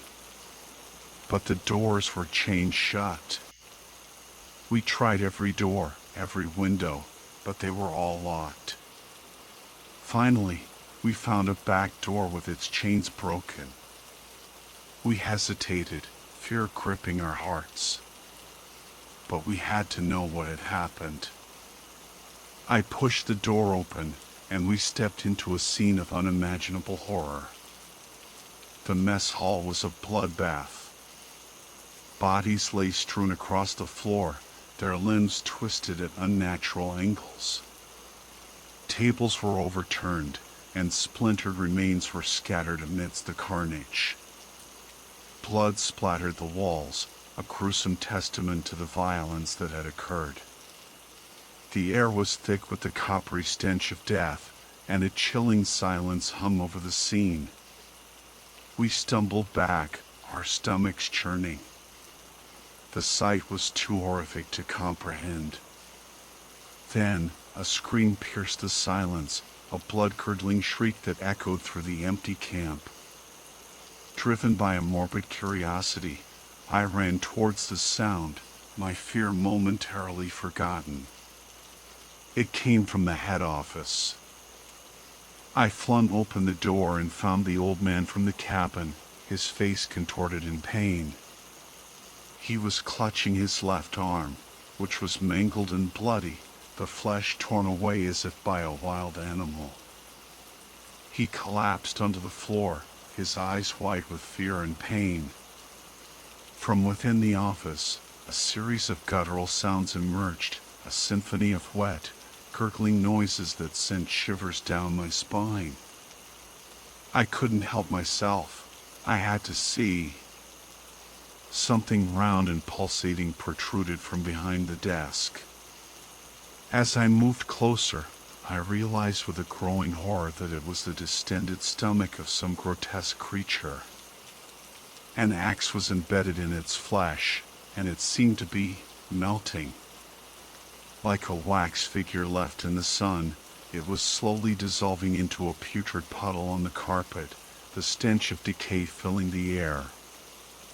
Holes appeared in its engorged belly, and through them I could see fingers, shoes, a camp counselor's whistle. It had eaten them. Everyone. No. Not it. Him. Even without seeing its face, I recognized the worn baseball cap perched atop its head. It was Barry. The creature that had masqueraded as the camp director, the one who had told us chilling stories around the campfire, was the monster itself. He had lured us all here, trapped us, and then feasted on us. The rest of the night was a blur. Tommy called the police, who arrived to find a scene of unimaginable carnage. The creature that had been Barry was gone, leaving behind only the partially digested remains of its victims. I led the officers to the cabin in the woods, where they found the old man dead. His fingerprints told a tragic story. 40 years ago, a 12-year-old boy named Jeremiah had been found wandering in those same woods, mute and alone. His family had vanished without a trace during a camping trip near Redwood Creek. No bodies were ever found, and Jeremiah, unable to speak, couldn't tell anyone what had happened. He spent years in and out of institutions, never uttering a word. Eventually, he was confined to the Crestwood Care Facility, where he remained until that fateful Wednesday night. He had escaped, leaving behind a crumpled flyer for Camp Redwood Creek with Barry's smiling face on it. Looking at the flyer, I realized that the Barry we knew was an imposter. The real Barry had likely been consumed before the camp even opened. Suddenly, everything made sense. The broken canoes, the boarded up windows, the insistence that we stay within the camp boundaries. The camper appreciation night had been a carefully orchestrated trap. Jeremiah, after 4 decades of silence, had finally found a way to warn us. He had risked his life to try and stop the creature, to save us. The old man with the axe, the one we had feared, was our unlikely savior. And we, the kids who could never stay out of trouble, were alive because we had broken the rules. The police labeled the old man as the perpetrator of the massacre, closing the case. But I knew the truth. I knew what Barry really was, and the knowledge haunts me to this day. I still have nightmares. Mike has it worse. Tommy, thankfully, is doing okay. We let him make all the decisions now. We've all moved on, graduated, gotten jobs, started families. But the memory of that night lingers, a dark shadow that follows us wherever we go. And sometimes, when I'm alone in the quiet of the night, I can't help but wonder, was Barry the only one?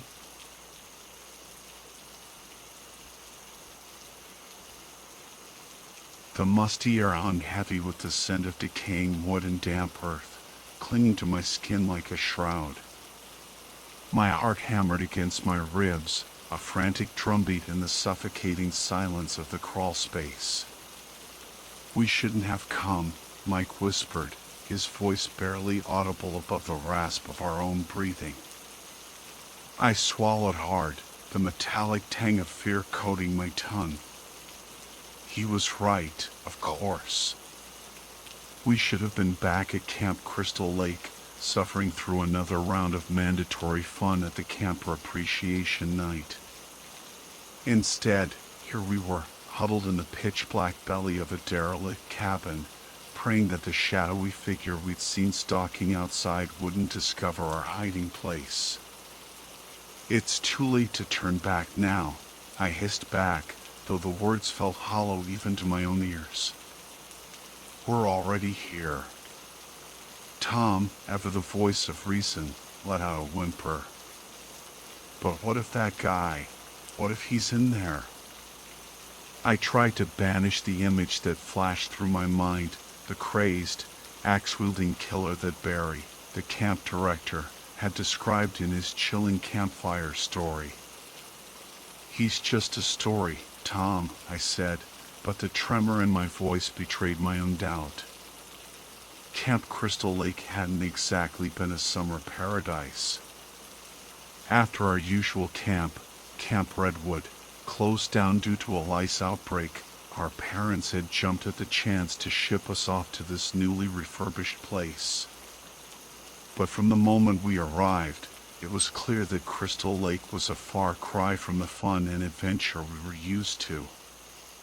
The activities were mind-numbingly boring, nature hikes that yielded nothing more exciting than a few squirrels, crafts that looked like they'd been made by blindfolded toddlers, and counselors who seemed more interested in their phones than in us. To top it off, someone had vandalized the cafeteria, leaving the windows boarded up with plywood. The whole place reeked of neglect and decay. The only highlight of the entire week had been Barry's ghost stories around the campfire. He had a knack for weaving tales that made your skin crawl, and his story about a family that vanished in the woods near the camp had struck a particularly chilling chord. He'd spoken of a killer who lived in an old cabin, preying on unsuspecting campers, and burying his victims within the walls of his home. Of course, we hadn't believed a word of it. Every summer camp had its own creepy legend, and we figured this was just Crystal Lake's version of Old Charlie, the chainsaw-wielding hermit from Camp Redwood. But then Mike had stumbled upon an actual cabin, hidden deep within the woods, and the seed of curiosity had been planted. We hadn't expected to find any bodies, but the lure of exploring an abandoned house, with its potential for forgotten treasures and hidden secrets, proved too strong to resist. Now, trapped in the suffocating darkness, with the sound of approaching footsteps echoing in the distance, I wasn't so sure we'd made the right decision. The decision to ditch Camper Appreciation Night had been unanimous. Mike, the brains of our operation, had pointed out that even if the abandoned cabin turned out to be a bust, at least we have a story to tell. That's what summer camp is all about, right? He'd said with a mischievous grin. Little did we know that our quest for a good story would lead us into a nightmare. We'd snuck out of camp just as Barry was locking up the cafeteria, his whistling echoing eerily in the twilight. A pang of guilt had pricked me as I watched him fumble with the keys, his round face creased with a look of earnest concern. He seemed so harmless, almost like a bumbling older version of Tom. But the allure of the unknown quickly extinguished any lingering remorse. Following Mike's lead, we crept through the shadows, our sneakers crunching on the gravel path. The moon cast long, distorted shadows that danced around us like ghostly apparitions. We reached the activity center, a ramshackle building perched on a hill overlooking the camp, and plunged into the dense thicket of pine trees. The deeper we ventured into the woods, the darker it became. The moonlight struggled to penetrate the thick canopy of leaves, leaving us shrouded in an oppressive gloom. I fumbled in my backpack for the mini flashlight my parents had insisted I pack, its feeble beam barely piercing the darkness. Up ahead, Mike whispered, pointing towards a shadowy silhouette that emerged from the darkness. That's it. The cabin was smaller than I'd imagined, barely more than a shack, its paint peeling and windows boarded up. It looked like something out of a horror movie, the kind of place where unspeakable things happened. A shiver ran down my spine, and this time it wasn't from the cold. We exchanged nervous glances, each of us hesitant to make the first move. Finally, I took a deep breath and pushed open the creaking door. The interior was a scene of utter chaos. Furniture lay overturned and broken, its stuffing spilling out like entrails. Rusty cans littered the floor, and cobwebs hung like macabre decorations from the rafters. The air was thick with the smell of mildew and dust, and a sense of unease settled over me like a suffocating blanket. A chill ran down my spine, and I instinctively reached for Mike's arm, seeking reassurance in the face of the unknown. He squeezed my hand, his grip surprisingly strong despite the tremor that ran through him. Tom, pale and wide-eyed, clung to my other side, his breath coming in ragged gasps. We crept further into the cabin, our footsteps muffled by the thick layer of dust and debris that coated the floor. The flashlight beam danced across the walls, revealing faded wallpaper, peeling paint, and cobwebs that clung like ghostly shrouds. The air was heavy with the weight of forgotten memories, a silent testament to the lives that had once inhabited this space. A doorway led into a cramped kitchen, its counters cluttered with rusted utensils and broken crockery. A vintage refrigerator, its enamel chipped and faded, stood sentinel against one wall, its door hanging open like a gaping maw. A shiver ran down my spine, and I couldn't shake the feeling that we were being watched. Suddenly, Mike let out a gasp. "Guys, look." He was pointing towards a glint of metal protruding from beneath a pile of rotting floorboards. I knelt down, my heart pounding with a mixture of excitement and dread, and brushed away the dirt and debris. A handle emerged, cold and tarnished, beckoning me closer. "Is that a trapdoor?" Tom stammered, his voice barely a whisper. I nodded, my curiosity outweighing my fear. With a grunt, I pulled on the handle, and the floorboards groaned in protest as they swung upwards, revealing a dark, gaping hole. A wave of cold, damp air rushed out, carrying with it the scent of decay and something else. Something ancient and unsettling. "You think there's—" Tom trailed off, his eyes wide with apprehension. "There's no way," I said, trying to convince myself as much as him. Barry was just trying to scare us. But even as I spoke the words, a knot of doubt tightened in my stomach.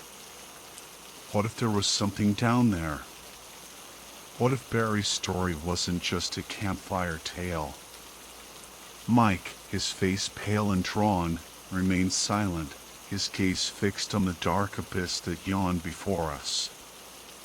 The silence stretched, punctuated only by the sound of our own ragged breathing and the distant hooting of an owl. Finally, I broke the tension. "Well, we didn't come all this way to turn back now, did we?" With a mix of bravado and trepidation, I lowered myself into the crawl space, the flashlight beam cutting through the darkness like a lifeline. Mike followed close behind, his hand gripping my shoulder for support. Tom, after a moment of hesitation, reluctantly joined us, his face etched with fear. The crawl space was a suffocating tomb of darkness and decay. The beam of my flashlight cut through the oppressive gloom, illuminating a cramped, dirt-floored space barely tall enough to crawl through. Cobwebs clung to the rough-hewn wooden beams, and the air was thick with the musty scent of damp earth and decaying wood. I shivered, not entirely from the cold. The silence was unnerving, broken only by the drip, drip of unseen water and the occasional scuttling sound that sent shivers down my spine. I imagined unseen eyes watching us from the shadows, hungry creatures lurking just beyond the reach of my flashlight. Mike, ever the pragmatist, was already exploring, his flashlight beam dancing across the walls. "This place is ancient," he whispered, his voice echoing eerily in the confined space. "I bet it's been here since the camp was built." Tom, on the other hand, was frozen in place, his eyes wide with fear. Do you think there are bodies down here?" he stammered, his voice barely a whisper. I tried to sound reassuring, though my own heart was pounding in my chest. "Nah, it's probably just old junk. Maybe some tools or something." But even as I spoke, a sense of unease settled over me.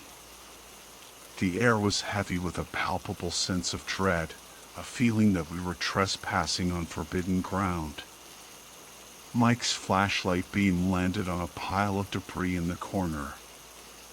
"Hey, check this out," he exclaimed, his voice tinged with excitement. We crawled towards him, our knees sinking into the soft earth. As we got closer, I saw what had caught his attention, a glint of metal amidst the rotting wood and rusted cans. "What is it?" I whispered, my curiosity piqued. Mike reached out and carefully picked up the object. It was a pair of binoculars, surprisingly modern and in good condition, despite the grime that coated them.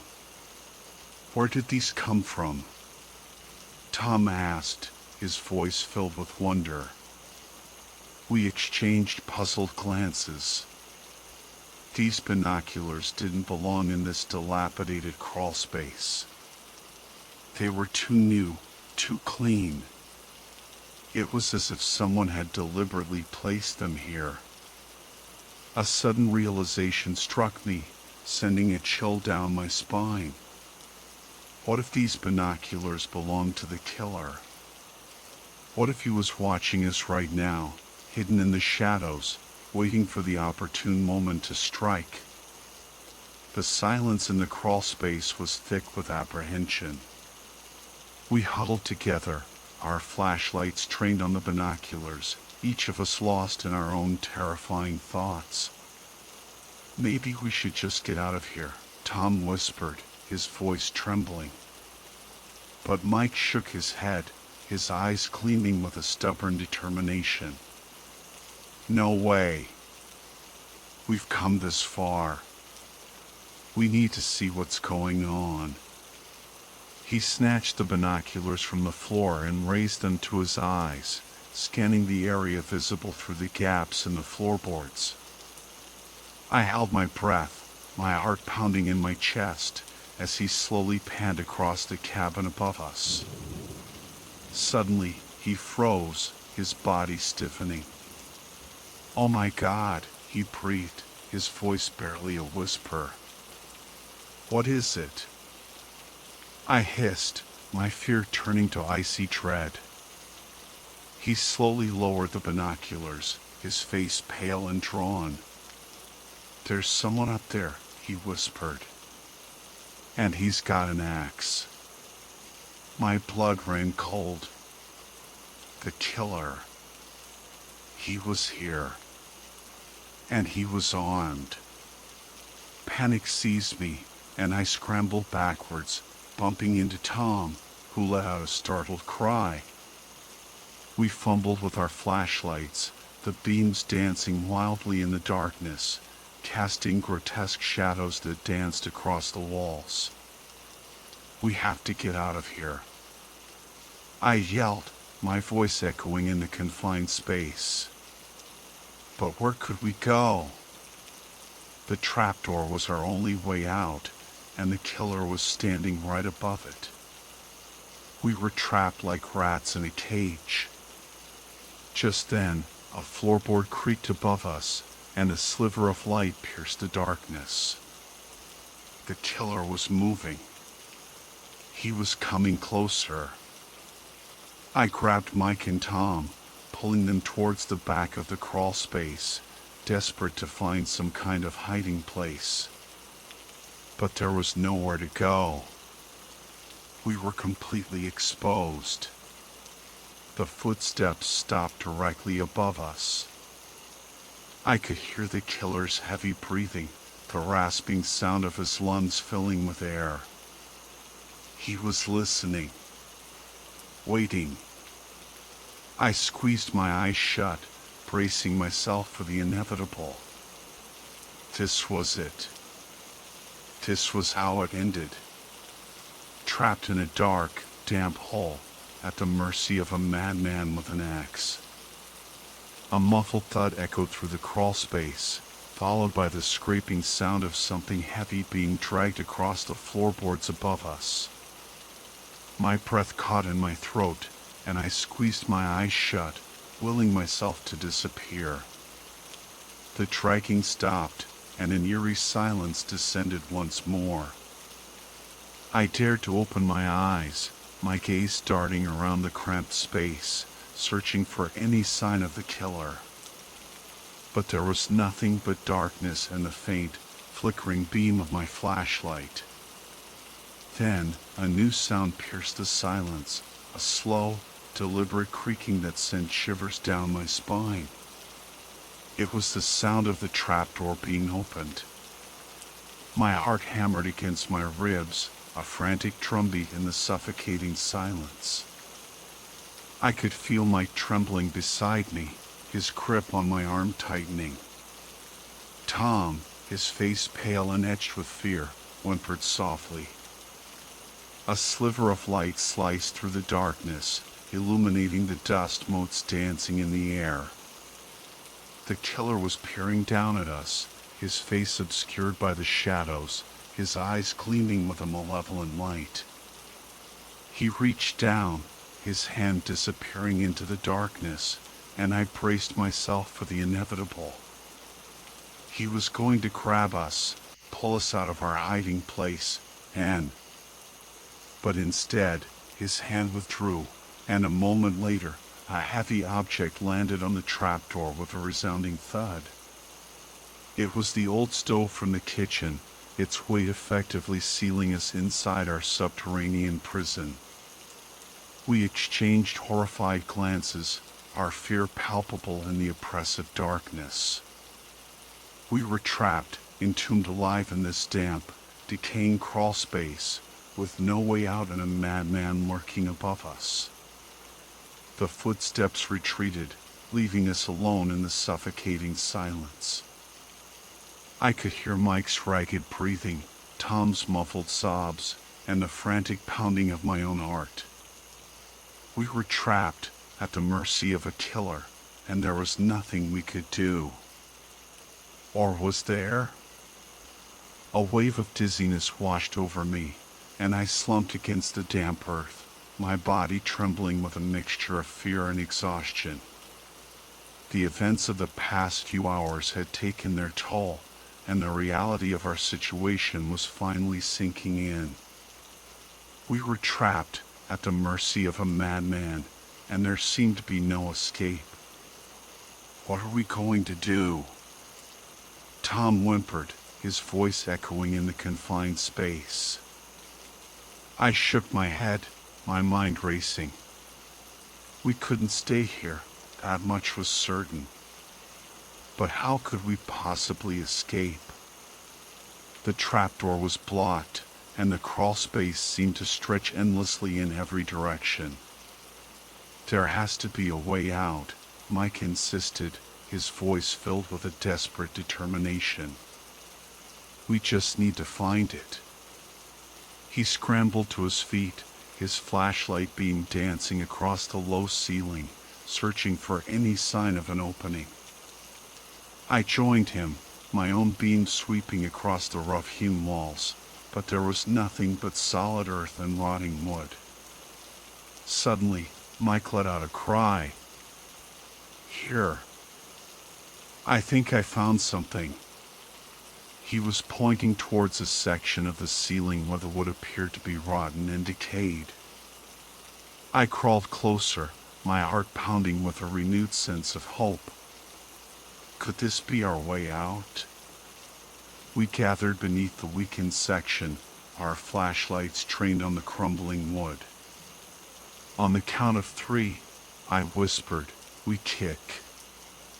Mike and Tom nodded, their faces grim with determination. 1, 2, 3. We kicked upwards with all our might, our feet connecting with the rotten wood. A satisfying crack echoed through the crawl space, followed by a shower of dust and splinters. Again. I yelled. We kicked again and again, each impact weakening the wood further. Finally, with a resounding crack, the ceiling gave way, and a shaft of moonlight poured into the crawl space. We did it! Tom shouted, his voice filled with relief. We scrambled upwards, our hands grasping at the splintered wood, pulling ourselves towards the light. I emerged into the cool night air, gasping for breath, my heart pounding with a mixture of exhilaration and fear. We had escaped. We burst out of the cabin and into the cool night air, gasping for breath, our lungs burning from the exertion. The moon hung high in the sky, casting an eerie glow over the deserted campground. We need to get back to camp, Mike wheezed, his voice hoarse. Someone will notice we're gone. We stumbled through the woods, our legs shaky, our bodies battered and bruised. The adrenaline that had fueled our escape was fading, replaced by a gnawing fear that clung to us like a shroud. As we emerged from the tree-line, the sight that greeted us sent a chill down our spines. Camp Crystal Lake was deserted. The cabins were dark, the campfire extinguished, and an eerie silence hung over the grounds. Where is everyone? Tom whispered, his voice filled with dread. We raced towards the main lodge, our hearts pounding with a growing sense of panic. The doors were locked, the windows dark. We banged on the glass, our shouts echoing in the empty night, but there was no response. "They've abandoned us," Mike said, his voice filled with despair. "We're all alone." A wave of nausea washed over me, and I sank to my knees, my body trembling. The realization that we were completely alone, stranded in this deserted camp with a killer on the loose, was overwhelming. We searched frantically for any sign of life, but the camp was eerily silent. The only sound was the rustling of leaves in the wind and the distant hooting of an owl. Finally, we stumbled upon the cafeteria, its windows glowing with a faint light. We rushed towards it, our hopes rising, but as we got closer, a sense of dread washed over us. The doors were chained shut, and a padlock hung ominously from the handles. We peered through the windows, our hearts sinking as we took in the scene inside. The cafeteria was a scene of utter carnage.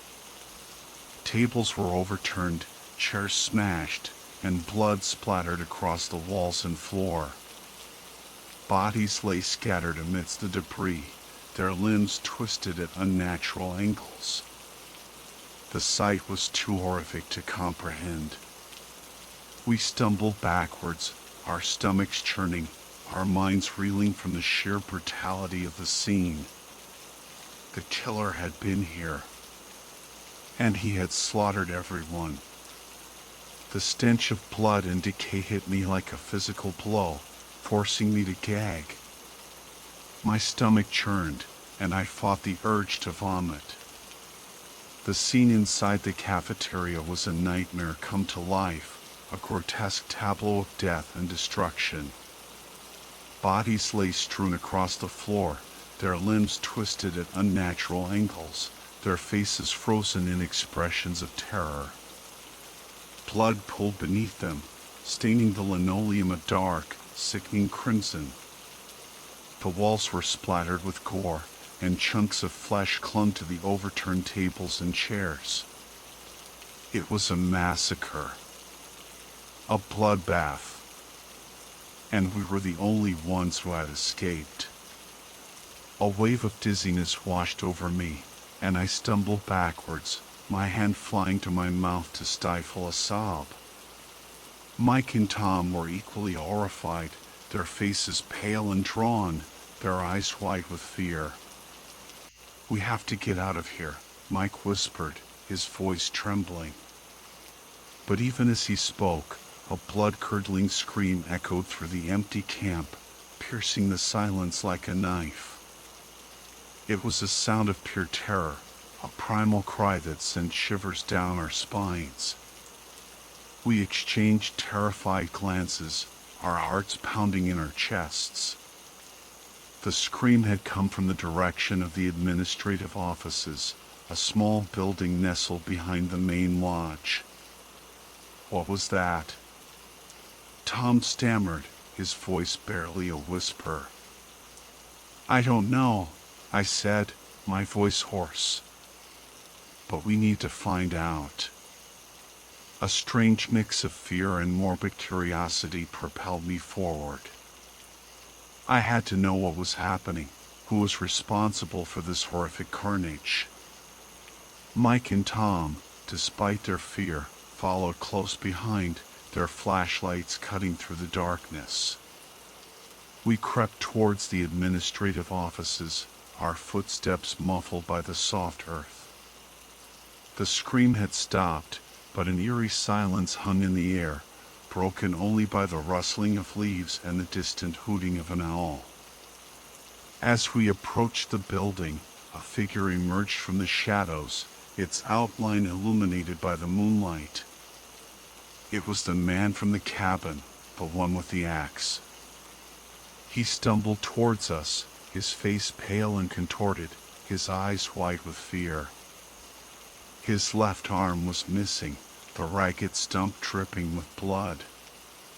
He collapsed at our feet, his body racked with sobs.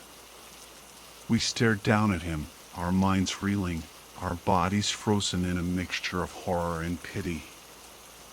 Then, a new sound reached our ears, a guttural, gurgling noise that seemed to emanate from the administrative offices. It was a sound that chilled us to the bone, a sound that spoke of unimaginable horror. A sense of dread washed over me, heavier than any I had ever experienced. The guttural sounds emanating from the office were not human. They were the sounds of something monstrous, something that defied all reason and logic. I pushed open the door, my flashlight beam cutting through the darkness. The sight that greeted me was so horrific, so utterly surreal, that my mind struggled to process it. Barry, our camp director, lay sprawled on the floor behind his desk, his body contorted at an unnatural angle. But it wasn't his lifeless form that held my attention. It was the creature that was consuming him. It was a grotesque parody of a human being, its flesh pale and translucent, its limbs elongated and misshapen. Its stomach was distended, grotesquely swollen, and through its thin skin, I could see the outlines of partially digested limbs and organs. The creature's mouth was a gaping maw filled with razor-sharp teeth, and its eyes were black, soulless voids. It tore at Barry's flesh with a sickening ferocity, its jaws snapping and crunching, its guttural growls echoing through the room. I stumbled backwards, my stomach churning, my mind reeling from the sheer horror of the scene. This wasn't just a killer. It was a monster. A creature from the depths of our worst nightmares. The man with the missing arm let out a strangled cry and lunged at the creature, his remaining hand grasping for the axe that lay embedded in its flesh. The creature shrieked, its voice a chilling blend of animalistic rage and human agony. A struggle ensued, a chaotic dance of limbs and shadows. The man fought with a desperate ferocity, but he was no match for the creature's monstrous strength. It swatted him aside like a fly, sending him crashing against the wall. Then, with a sickening crunch, the creature tore the axe from its flesh and brought it down on the man's head, silencing his screams forever. I watched in horror as the creature returned to its gruesome feast, its jaws working tirelessly, its guttural growls filling the room. The stench of blood and decay was overwhelming, and I fought the urge to vomit. This was the end. There was no escape. We were all going to die. Tom, bless his quick-thinking soul, had already dialed 911 on his cell phone. He relayed our location, the carnage we've witnessed, the monstrous creature, everything. The operator, initially skeptical, eventually grasped the gravity of the situation and dispatched a swarm of police cars to Camp Crystal Lake. The arrival of the police was like a beacon of light in the overwhelming darkness. Their flashlights cut through the night, their voices filled the silence, and their presence brought a sense of order to the chaos. They ushered us away from the gruesome scene, wrapping us in blankets, offering words of comfort, and assuring us that we were safe. The investigation was swift and thorough. The creature, weakened by its feeding frenzy and the axe wounds inflicted by Jeremiah, was easily subdued. It was taken away, its fate unknown, its existence shrouded in secrecy. The bodies of the victims were recovered, their families notified, and the camp was closed down, its gates padlocked, its grounds abandoned to the encroaching wilderness. We were hailed as heroes, survivors of a horrific tragedy. Our parents embraced us with tears of relief, their voices choked with emotion. We were safe, but the scars of that night would forever remain. The nightmares haunted us, vivid and unrelenting. We saw the creature's grotesque form, heard its guttural growls, and smelled the stench of blood and decay. We woke up screaming, our bodies drenched in sweat, our hearts pounding with terror. Therapy helped, but the memories lingered, a constant reminder of the horrors we had witnessed. We clung to each other, our bond strengthened by shared trauma, our friendship a lifeline in the turbulent sea of grief and fear. We never went back to summer camp. The woods held a sinister allure, a dark reminder of the evil that lurked within.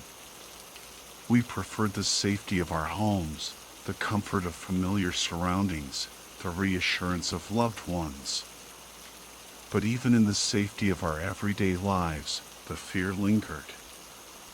We knew that the creature was out there, somewhere, its existence a chilling reminder of the darkness that lurks beneath the surface of our world. We knew that we were lucky to be alive, that we had escaped a fate worse than death. And we knew that we would never forget the horrors of Camp Crystal Lake.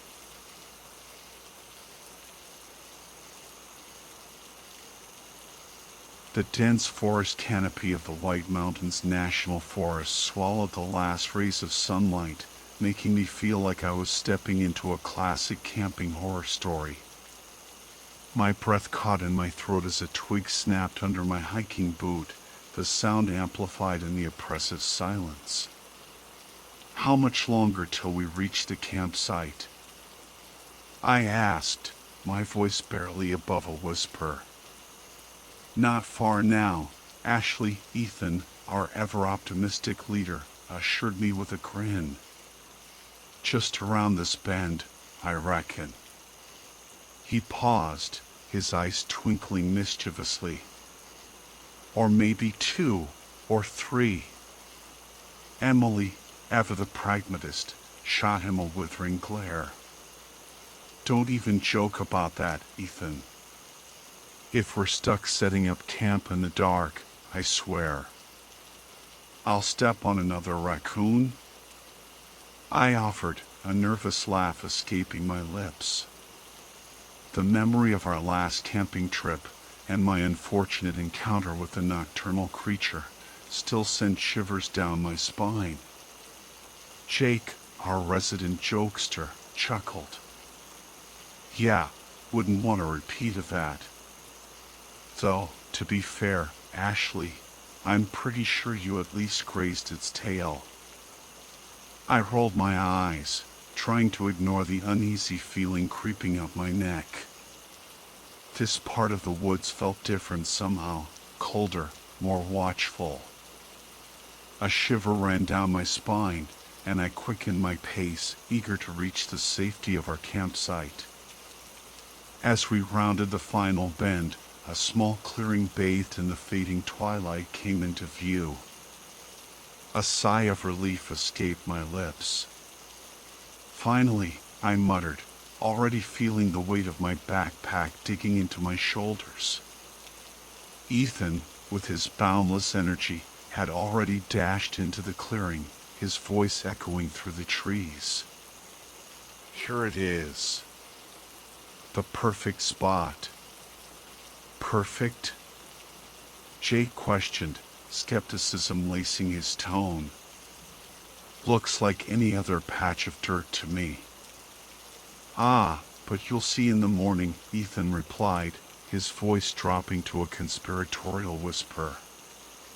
The sunrise from here, it's magical. Besides, he added, a hint of unease in his voice, we won't have to worry about any unwanted company out this far. The memory of our last camping trip, where a group of rowdy drunkards had stumbled upon our campsite near Lake Winnipesaukee, still lingered in my mind. Ethan's words offered a sense of comfort, a promise of solitude and peace in this isolated corner of the wilderness.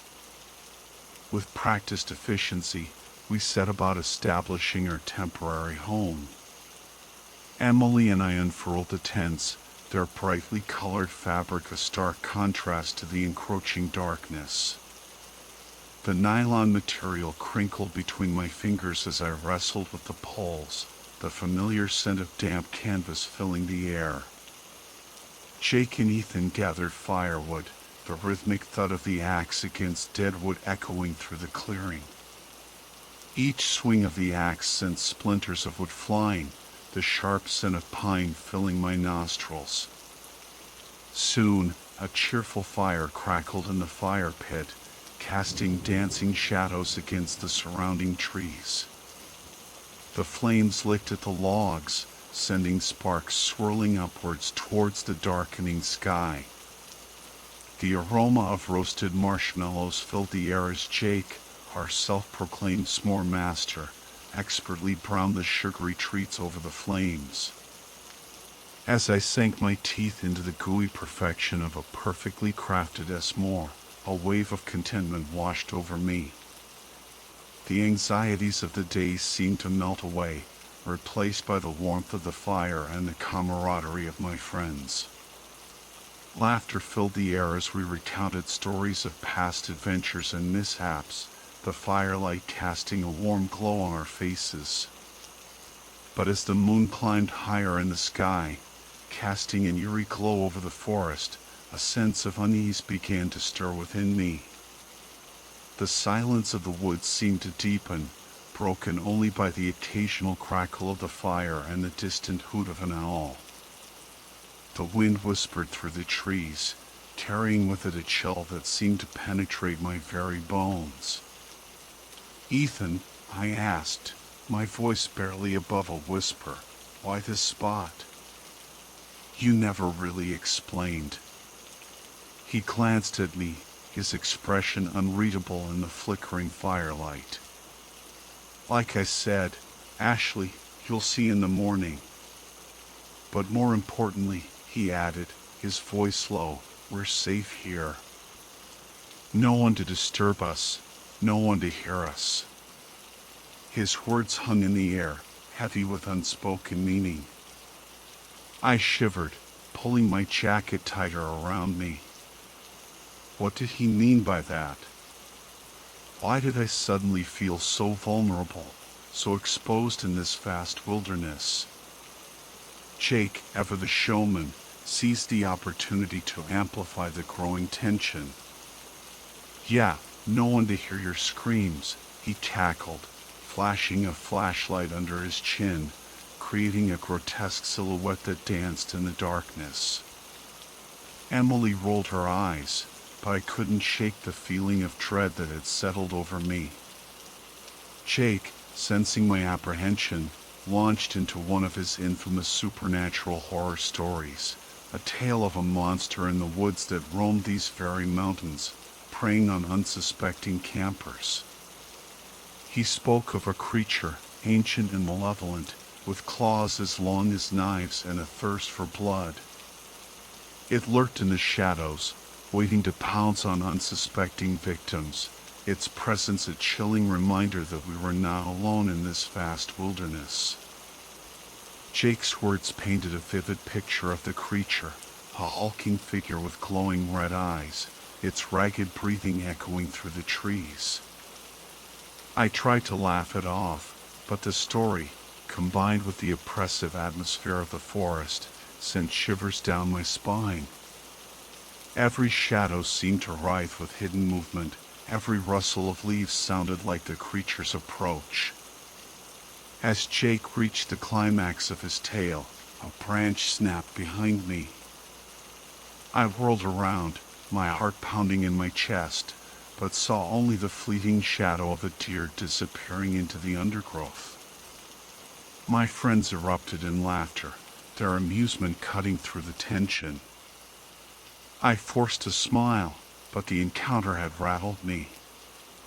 The woods suddenly felt alive, filled with unseen eyes and lurking dangers. Later that night, I awoke to a pressing need to relieve myself. Stepping out of the tent, I was met by an unsettling silence. The fire had died down to glowing embers, casting a faint light on the surrounding trees. But the usual sounds of the forest, the chirping of crickets, the rustling of leaves, were absent. It was as if the entire forest was holding its breath, waiting for something terrible to happen. A wave of dizziness washed over me. I stumbled towards the fire pit, my senses reeling. "Guys?" I called out, my voice trembling. "This isn't funny." But there was no answer. The campsite was deserted. My heart pounded in my chest, a cold fear gripping me. Where had they gone? Panic clawed at my throat. I spun around, searching for any sign of my friends. Emily? Ethan? Jake? Then I saw it. A hulking figure emerged from the shadows at the edge of the clearing. Its eyes, glowing like embers, fixed on me with predatory intensity. Claws, long and sharp as knives, tipped its hands. A scream tore from my lips. I turned to run, but the creature was faster. It lunged, its razor-sharp claws tearing through my flesh, leaving a trail of blood in its wake. I fled blindly into the darkness, the monster in the woods hot on my heels, its guttural growls echoing through the trees. Panic surged through me, the nightmare of Jake's story coming to life before my eyes. Thorns tore at my clothes, branches whipped across my face, but I didn't dare slow down. I had to escape.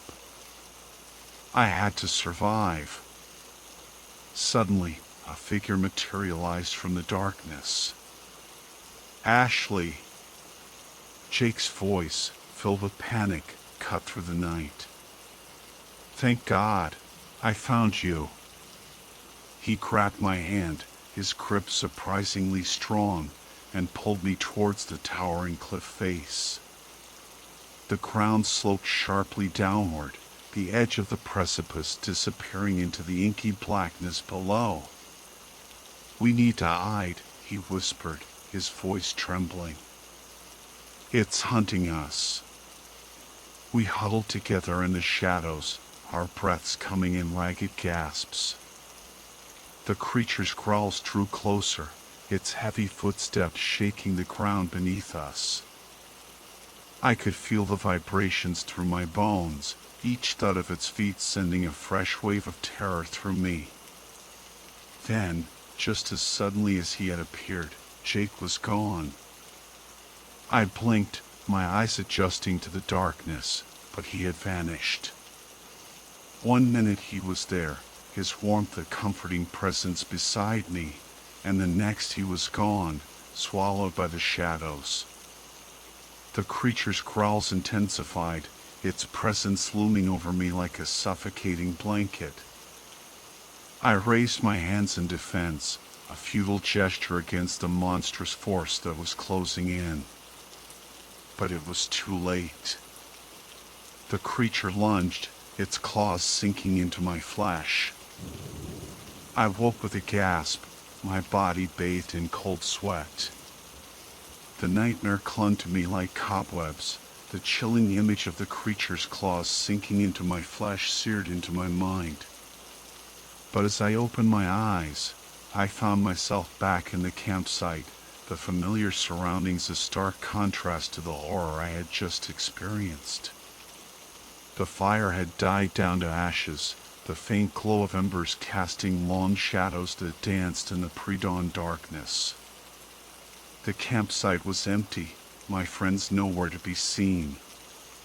Had it all been a dream? A terrifying hallucination brought on by Jake's spooky stories and the oppressive atmosphere of the woods? A wave of nausea swept over me as I noticed the bloodstains on my hands. They weren't the black ichor of the creature from my nightmare. They were crimson red. Human blood. A chilling realization dawned on me. The creature, it wasn't some external entity. It was me. All along, it had been me. The monster in the woods, the one with the blood on its claws, the one responsible for the screams echoing through the trees. It was me. My mind reeled, struggling to grasp the horrifying truth.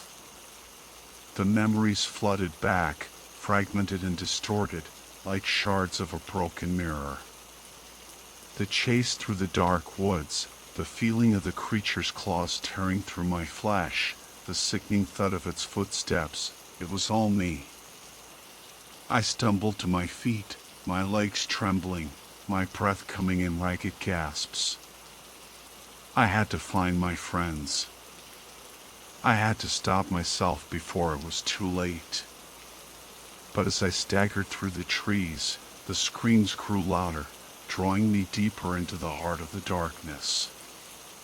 And with each step, the horrifying truth became clearer, the monstrous reflection in the shattered mirror becoming more and more complete.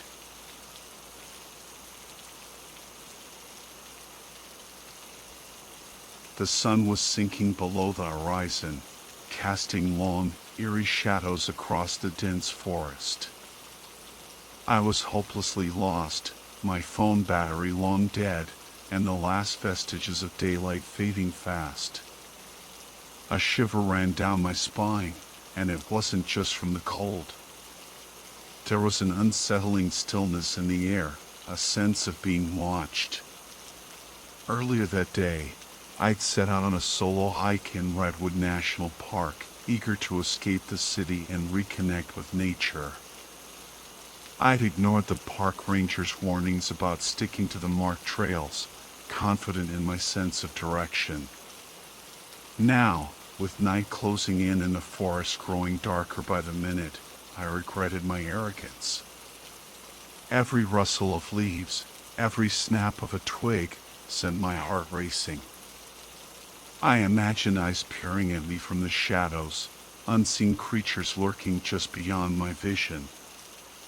The feeling of dread intensified with each passing moment. Just as I was about to resign myself to a night spent under the trees, a faint light flickered in the distance. Hope surged through me. I stumbled towards it, my pace quickening as the light grew brighter. It seemed to be coming from a small cabin nestled deep within the woods. Relief washed over me as I approached the cabin. It looked old and weathered, but it offered shelter, and that was all that mattered. I hurried towards it, eager to escape the darkness and the growing sense of fear that clung to me like a shroud. As I drew closer, a sense of unease settled over me. The cabin seemed eerily silent, no signs of life within. The windows were dark, and the front door stood slightly ajar, as if inviting me in. Hesitantly, I pushed the door open and stepped inside.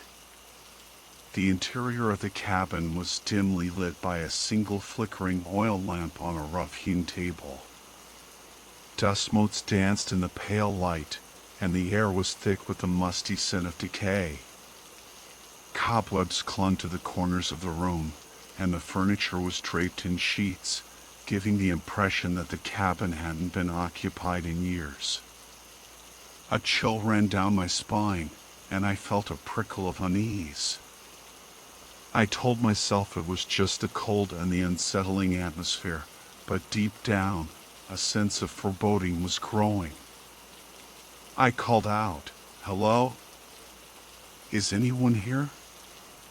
My voice echoed through the empty cabin, unanswered. I cautiously explored the small space. There was a main room with a fireplace, a table, and a couple of chairs. A doorway led to what appeared to be a bedroom, and another to a small kitchen. Everything was covered in a thick layer of dust, and the silence was unnerving. As I moved through the cabin, I noticed something strange. There were no personal belongings, no photographs, no signs that anyone had actually lived here. It was as if the cabin had been staged, a perfect imitation of a home, but devoid of any real life. A sudden creak from upstairs made me jump. My heart pounded in my chest as I slowly made my way towards the bedroom. The stairs groaned under my weight, and the shadows seemed to deepen as I ascended.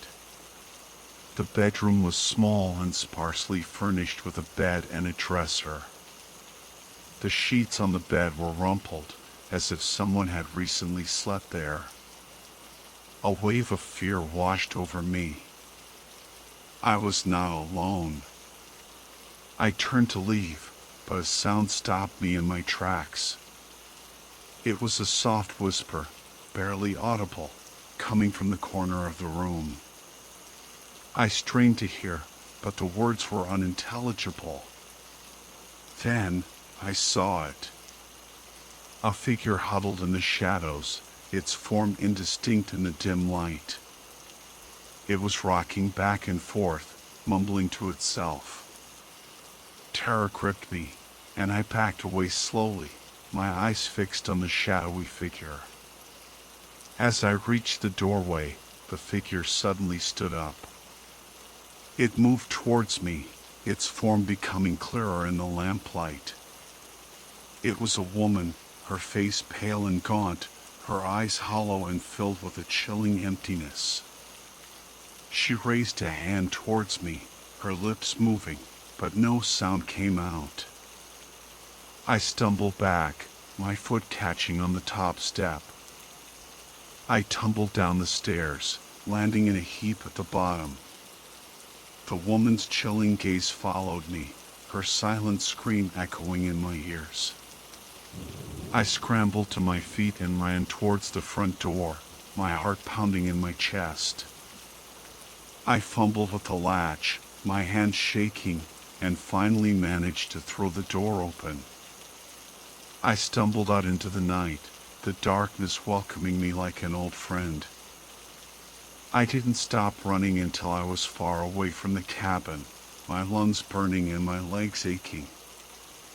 I stumbled through the undergrowth, the darkness obscuring my path, the fear driving me onward. The image of the woman in the cabin, her pale face and hollow eyes, haunted my thoughts. I had no idea where I was going, but I knew I couldn't go back to that cabin. It wasn't just the woman, it was the feeling of wrongness that permeated the place, the sense that something evil lurked within its walls. As I ran, I realized that the forest sounds had changed. The rustling of leaves and the chirping of crickets were gone, replaced by an eerie silence. It was as if the forest itself was holding its breath, watching me, waiting. Then I heard it. A soft padding sound behind me, like footsteps on the soft earth. I glanced back over my shoulder, but I couldn't see anything in the darkness. The footsteps continued, slow and deliberate, following me. Panic surged through me. I pushed myself harder, my legs screaming in protest. The footsteps grew louder, closer. I could feel the presence behind me, gaining on me. I burst out of the trees and into a small clearing. The moon had risen, casting a pale light over the open space. I looked back, and my blood ran cold. Standing at the edge of the trees was the woman from the cabin. Her pale face was illuminated by the moonlight, her hollow eyes fixed on me. She was no longer mumbling. She was silent, her gaze filled with a chilling intensity. I turned and ran, my lungs burning, my legs heavy. I could hear the woman's footsteps behind me, relentless, unwavering. She was faster than me, stronger than me. I knew I couldn't outrun her. I stumbled and fell, my hands scraping against the rough ground. I looked up, and the woman was standing over me, her face a mask of malice. She reached down, her long, bony fingers closing around my throat. I struggled, but her grip was too strong. Her eyes bored into mine, filled with a cold, inhuman hatred. I could feel the life draining from me, my vision blurring. Just as I thought I was about to lose consciousness, a sound pierced the silence. It was an owl, long and mournful, echoing through the forest. The woman's grip loosened, and she turned her head towards the sound, her eyes filled with fear. I took the opportunity to break free, scrambling to my feet. I stumbled back, watching as the woman hesitated, her gaze darting between me and the source of the owl. Then, with a final, chilling glance, she turned and disappeared into the trees. I collapsed on the ground, gasping for breath, my body trembling. I had escaped, but I knew I wasn't safe yet. Something was out there in the darkness, something that had frightened the woman from the cabin.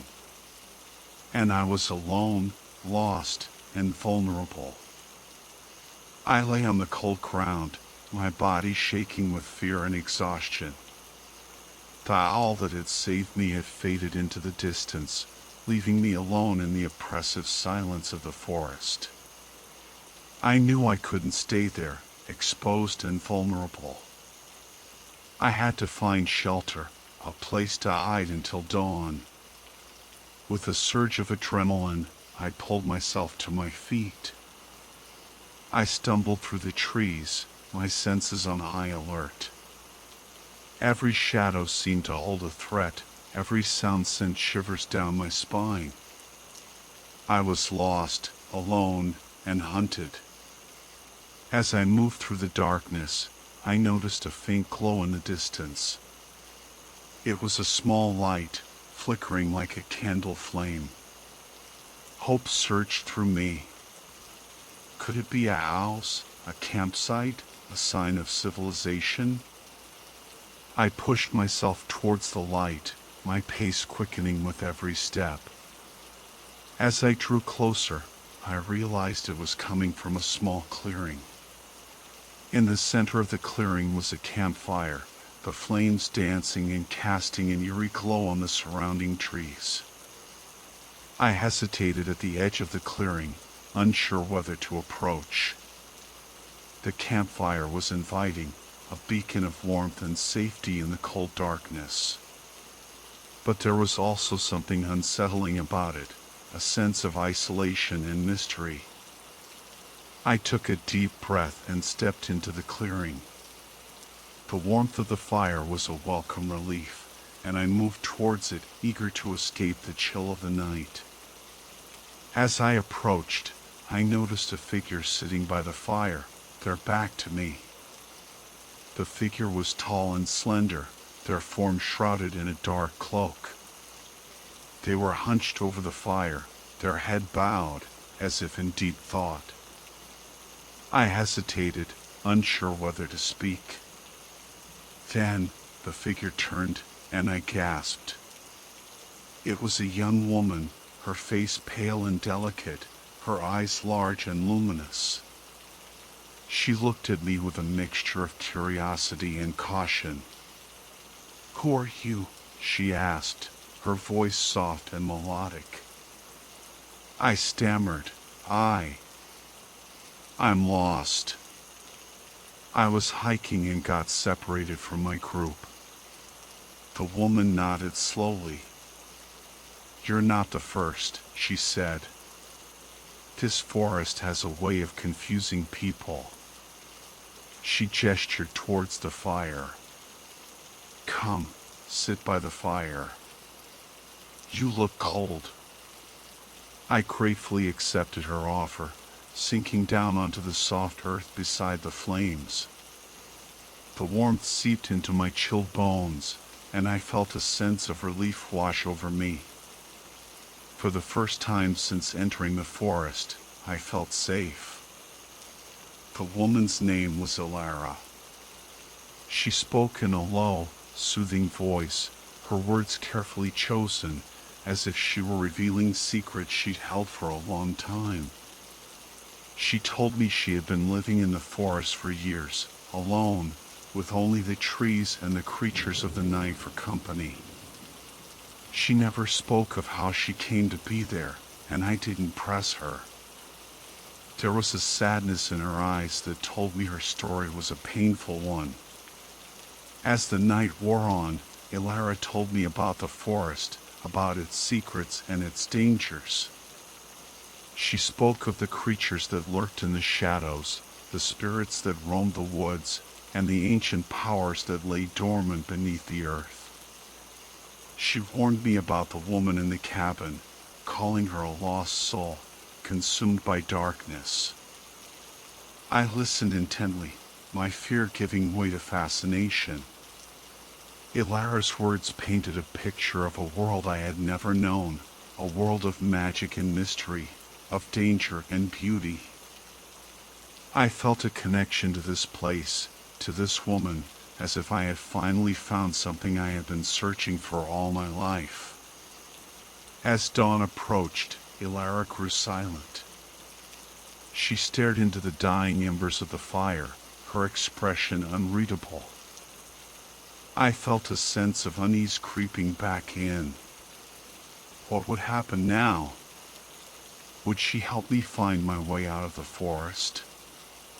Or would she disappear with the sunrise, leaving me alone once more? Finally, Ilara looked up at me, her eyes filled with a strange intensity. "You cannot stay here," she said, her voice barely a whisper. "This forest is not safe for you." I nodded, my heart sinking. I had known this was coming, but I still felt a pang of disappointment. I had found a connection with Ilara, a sense of belonging in this strange and magical place. But I knew she was right. I didn't belong here. Ilara stood up, her movements graceful and fluid. "Come," she said. "I will lead you out of the forest." I followed her as she moved through the trees, her footsteps silent on the forest floor. The morning mist swirled around us, creating an ethereal atmosphere. I felt a sense of wonder and sadness as I left the clearing, knowing I might never see Ilara or this magical place again. As we reached the edge of the forest, Ilara stopped. She turned to me, her eyes filled with a mixture of sadness and hope. "Remember what I told you," she said. "Be careful. The world is full of dangers, both seen and unseen." I nodded, my throat tight with emotion. I wanted to say more, to thank her for her kindness, but the words wouldn't come. I simply looked at her, memorizing her face, her presence, the feeling of connection I had found with her in this strange and magical place. Then, with a final glance, Ilara turned and disappeared into the trees, leaving me standing alone at the edge of the forest, the morning sun warm on my face. I looked back at the woods, a sense of longing and loss filling my heart. I had found something special in that dark and dangerous place, something I would never forget. And as I turned and walked away, I knew that a part of me would always remain in that enchanted forest, with Ilara, the woman who had saved me from the darkness.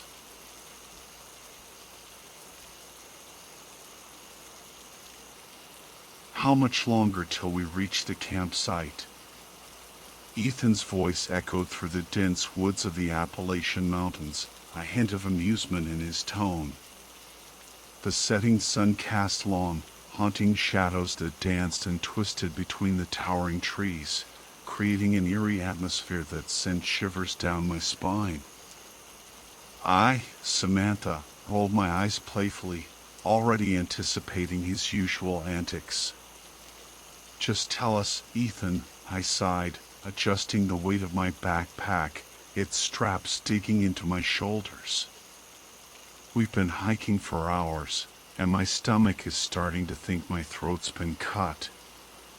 All right, he chuckled, his voice a warm contrast to the chilling air.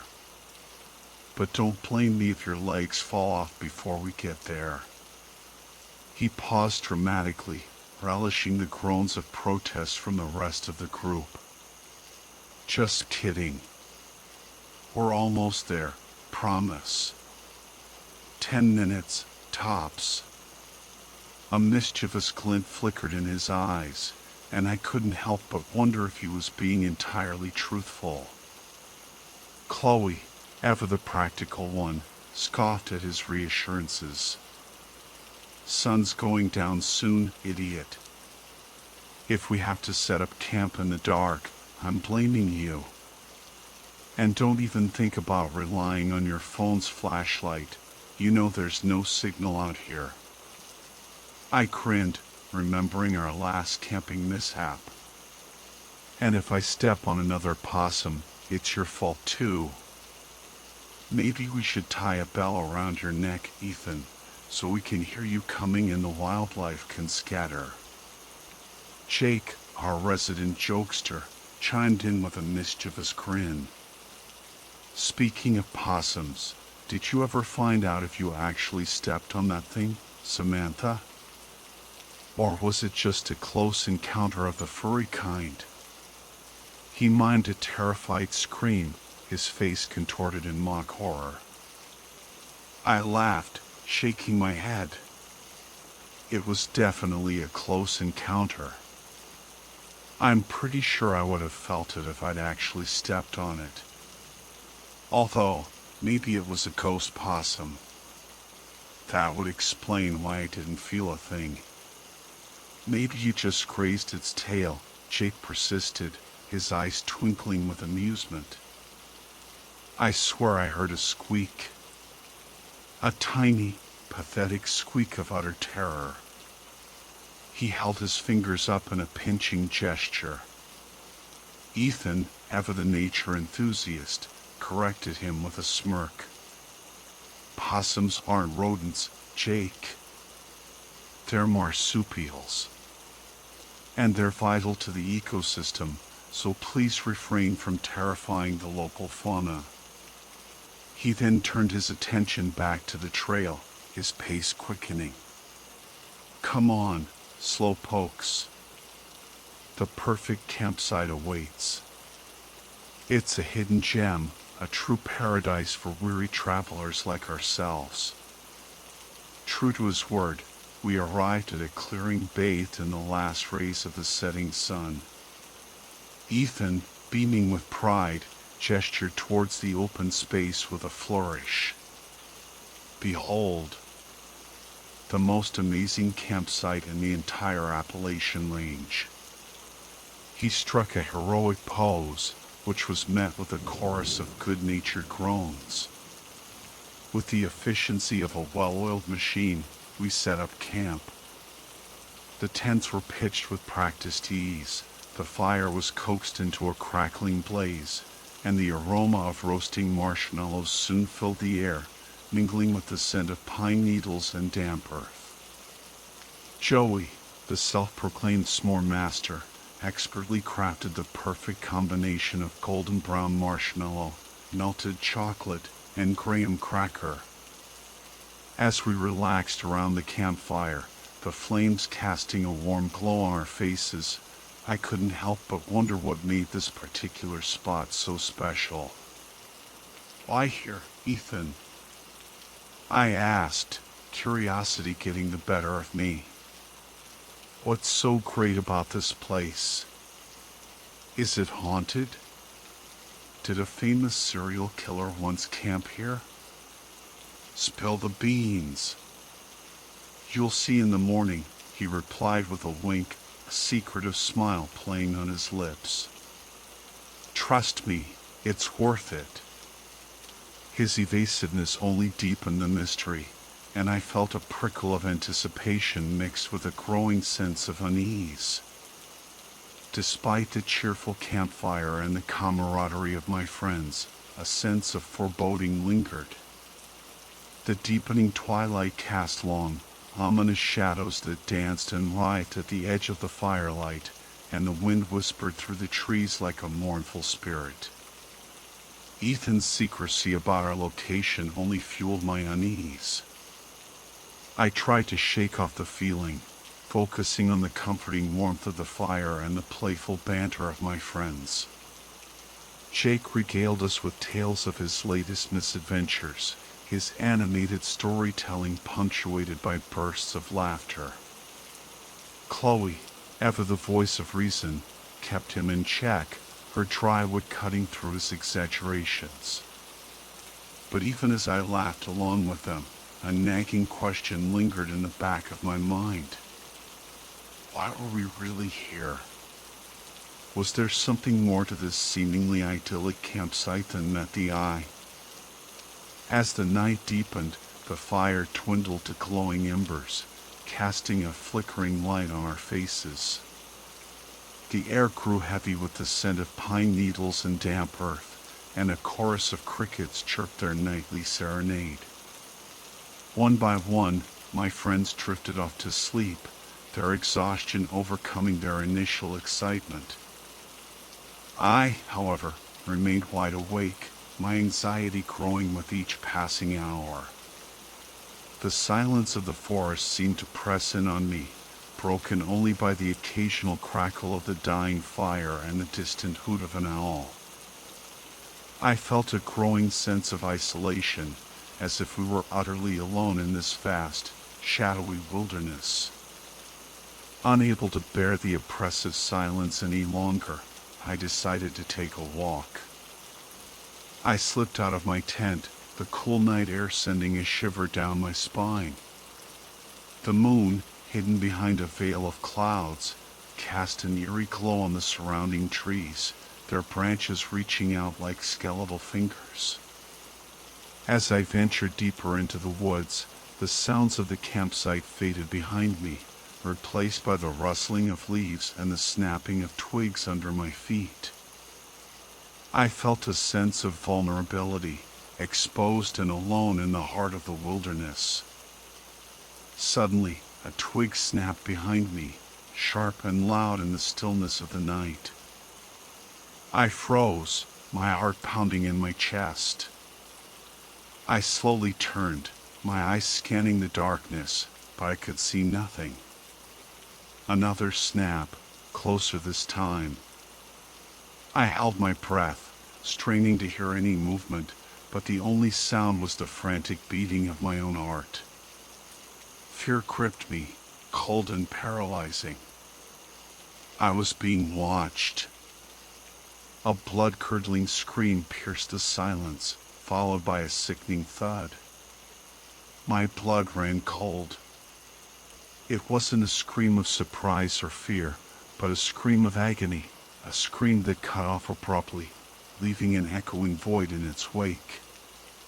Driven by a primal fear I couldn't ignore, I sprinted back towards the campsite, my heart pounding like a drum in my chest. The once peaceful clearing was now bathed in an eerie darkness, the dying embers of the campfire casting long, distorted shadows that danced and twisted like macabre specters. And then I saw him. Ethan.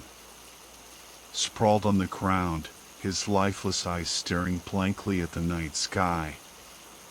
His chest was a mangled mess, deep gashes crisscrossing his torso, his blood staining the forest floor a horrifying crimson.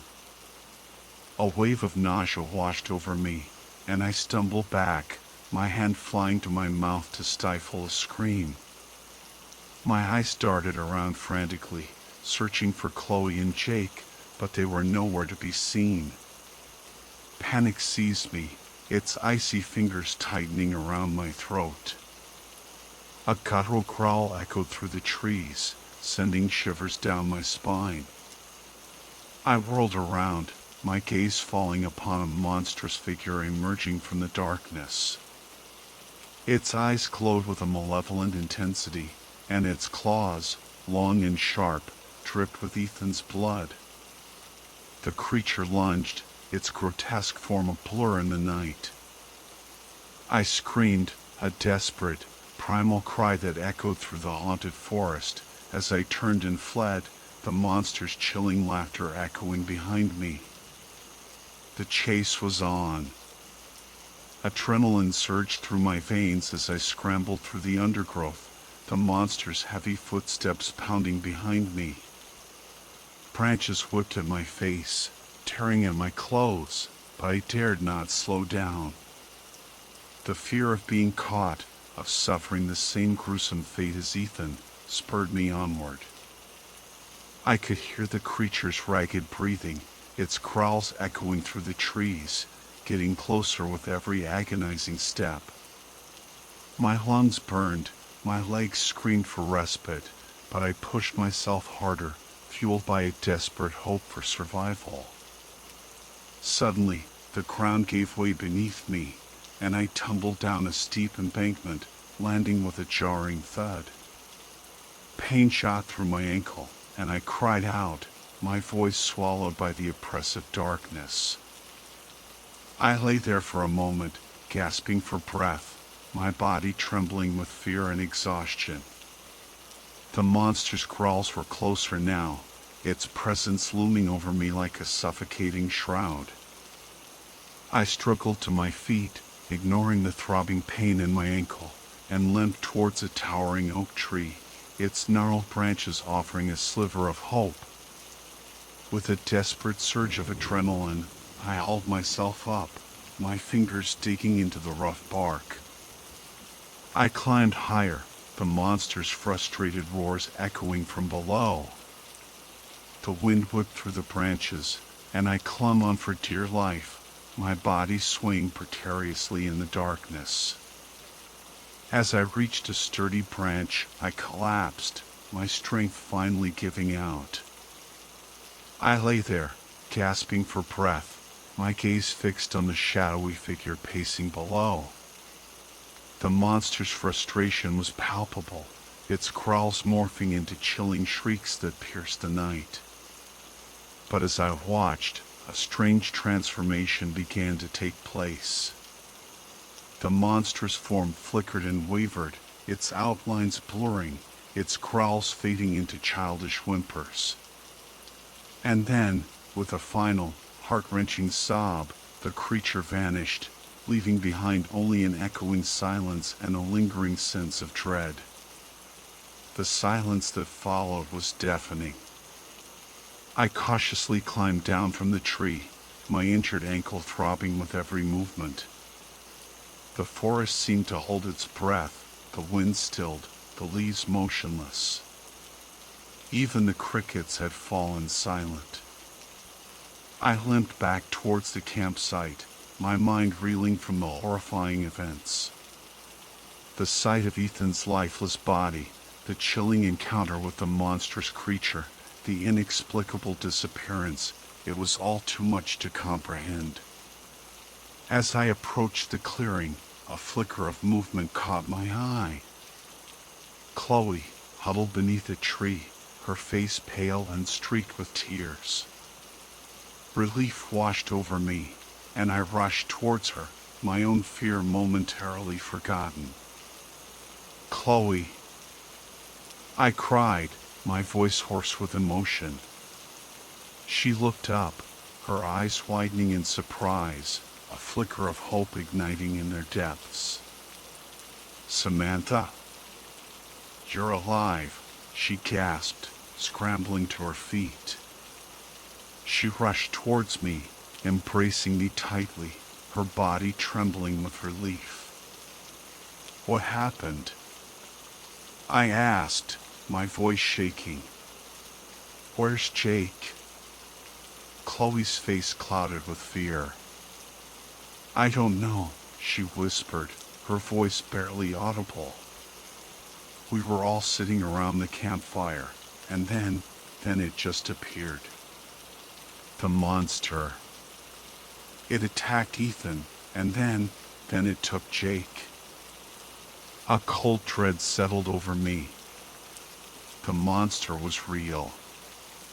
It wasn't just a figment of our imaginations, a spooky story to tell around the campfire. It was a tangible, horrifying entity, and it had taken our friends. "We have to get out of here," I said, my voice firm despite the fear that gnawed at my insides. "We have to find help." Chloe nodded, her eyes filled with a newfound determination. We gathered our remaining belongings, our movements hurried and clumsy, our hearts pounding with a mix of fear and adrenaline. We had to escape this haunted forest, to leave behind the horrors that lurked within its depths.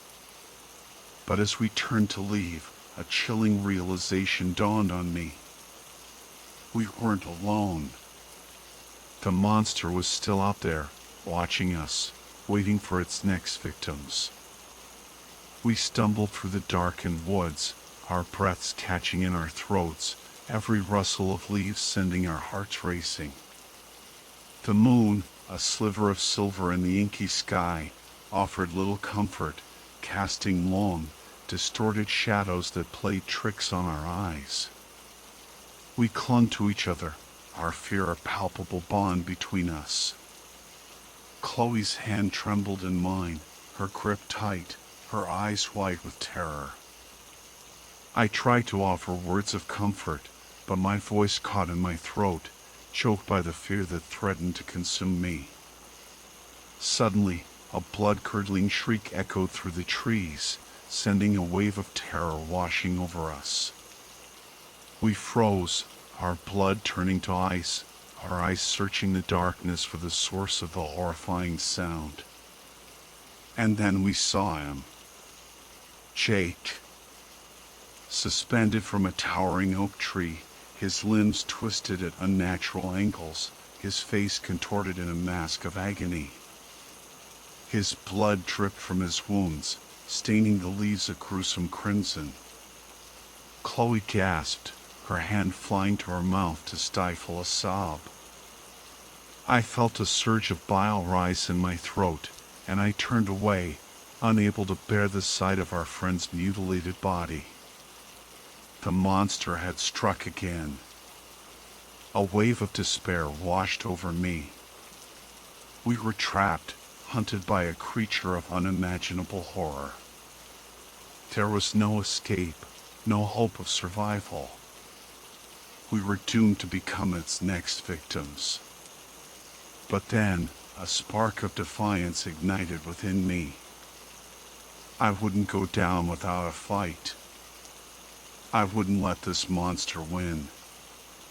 I turned to Chloe, my eyes filled with a newfound resolve. "We have to fight back," I said, my voice trembling but firm. "We can't let it win." Chloe nodded, her fear replaced by a steely determination. We searched frantically for anything that could serve as a weapon, a sturdy branch, a sharp rock, anything to defend ourselves against the creature's deadly claws. As we armed ourselves, a sense of empowerment surged through me.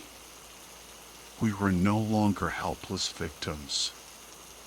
We were warriors, ready to face our fears, ready to fight for our survival.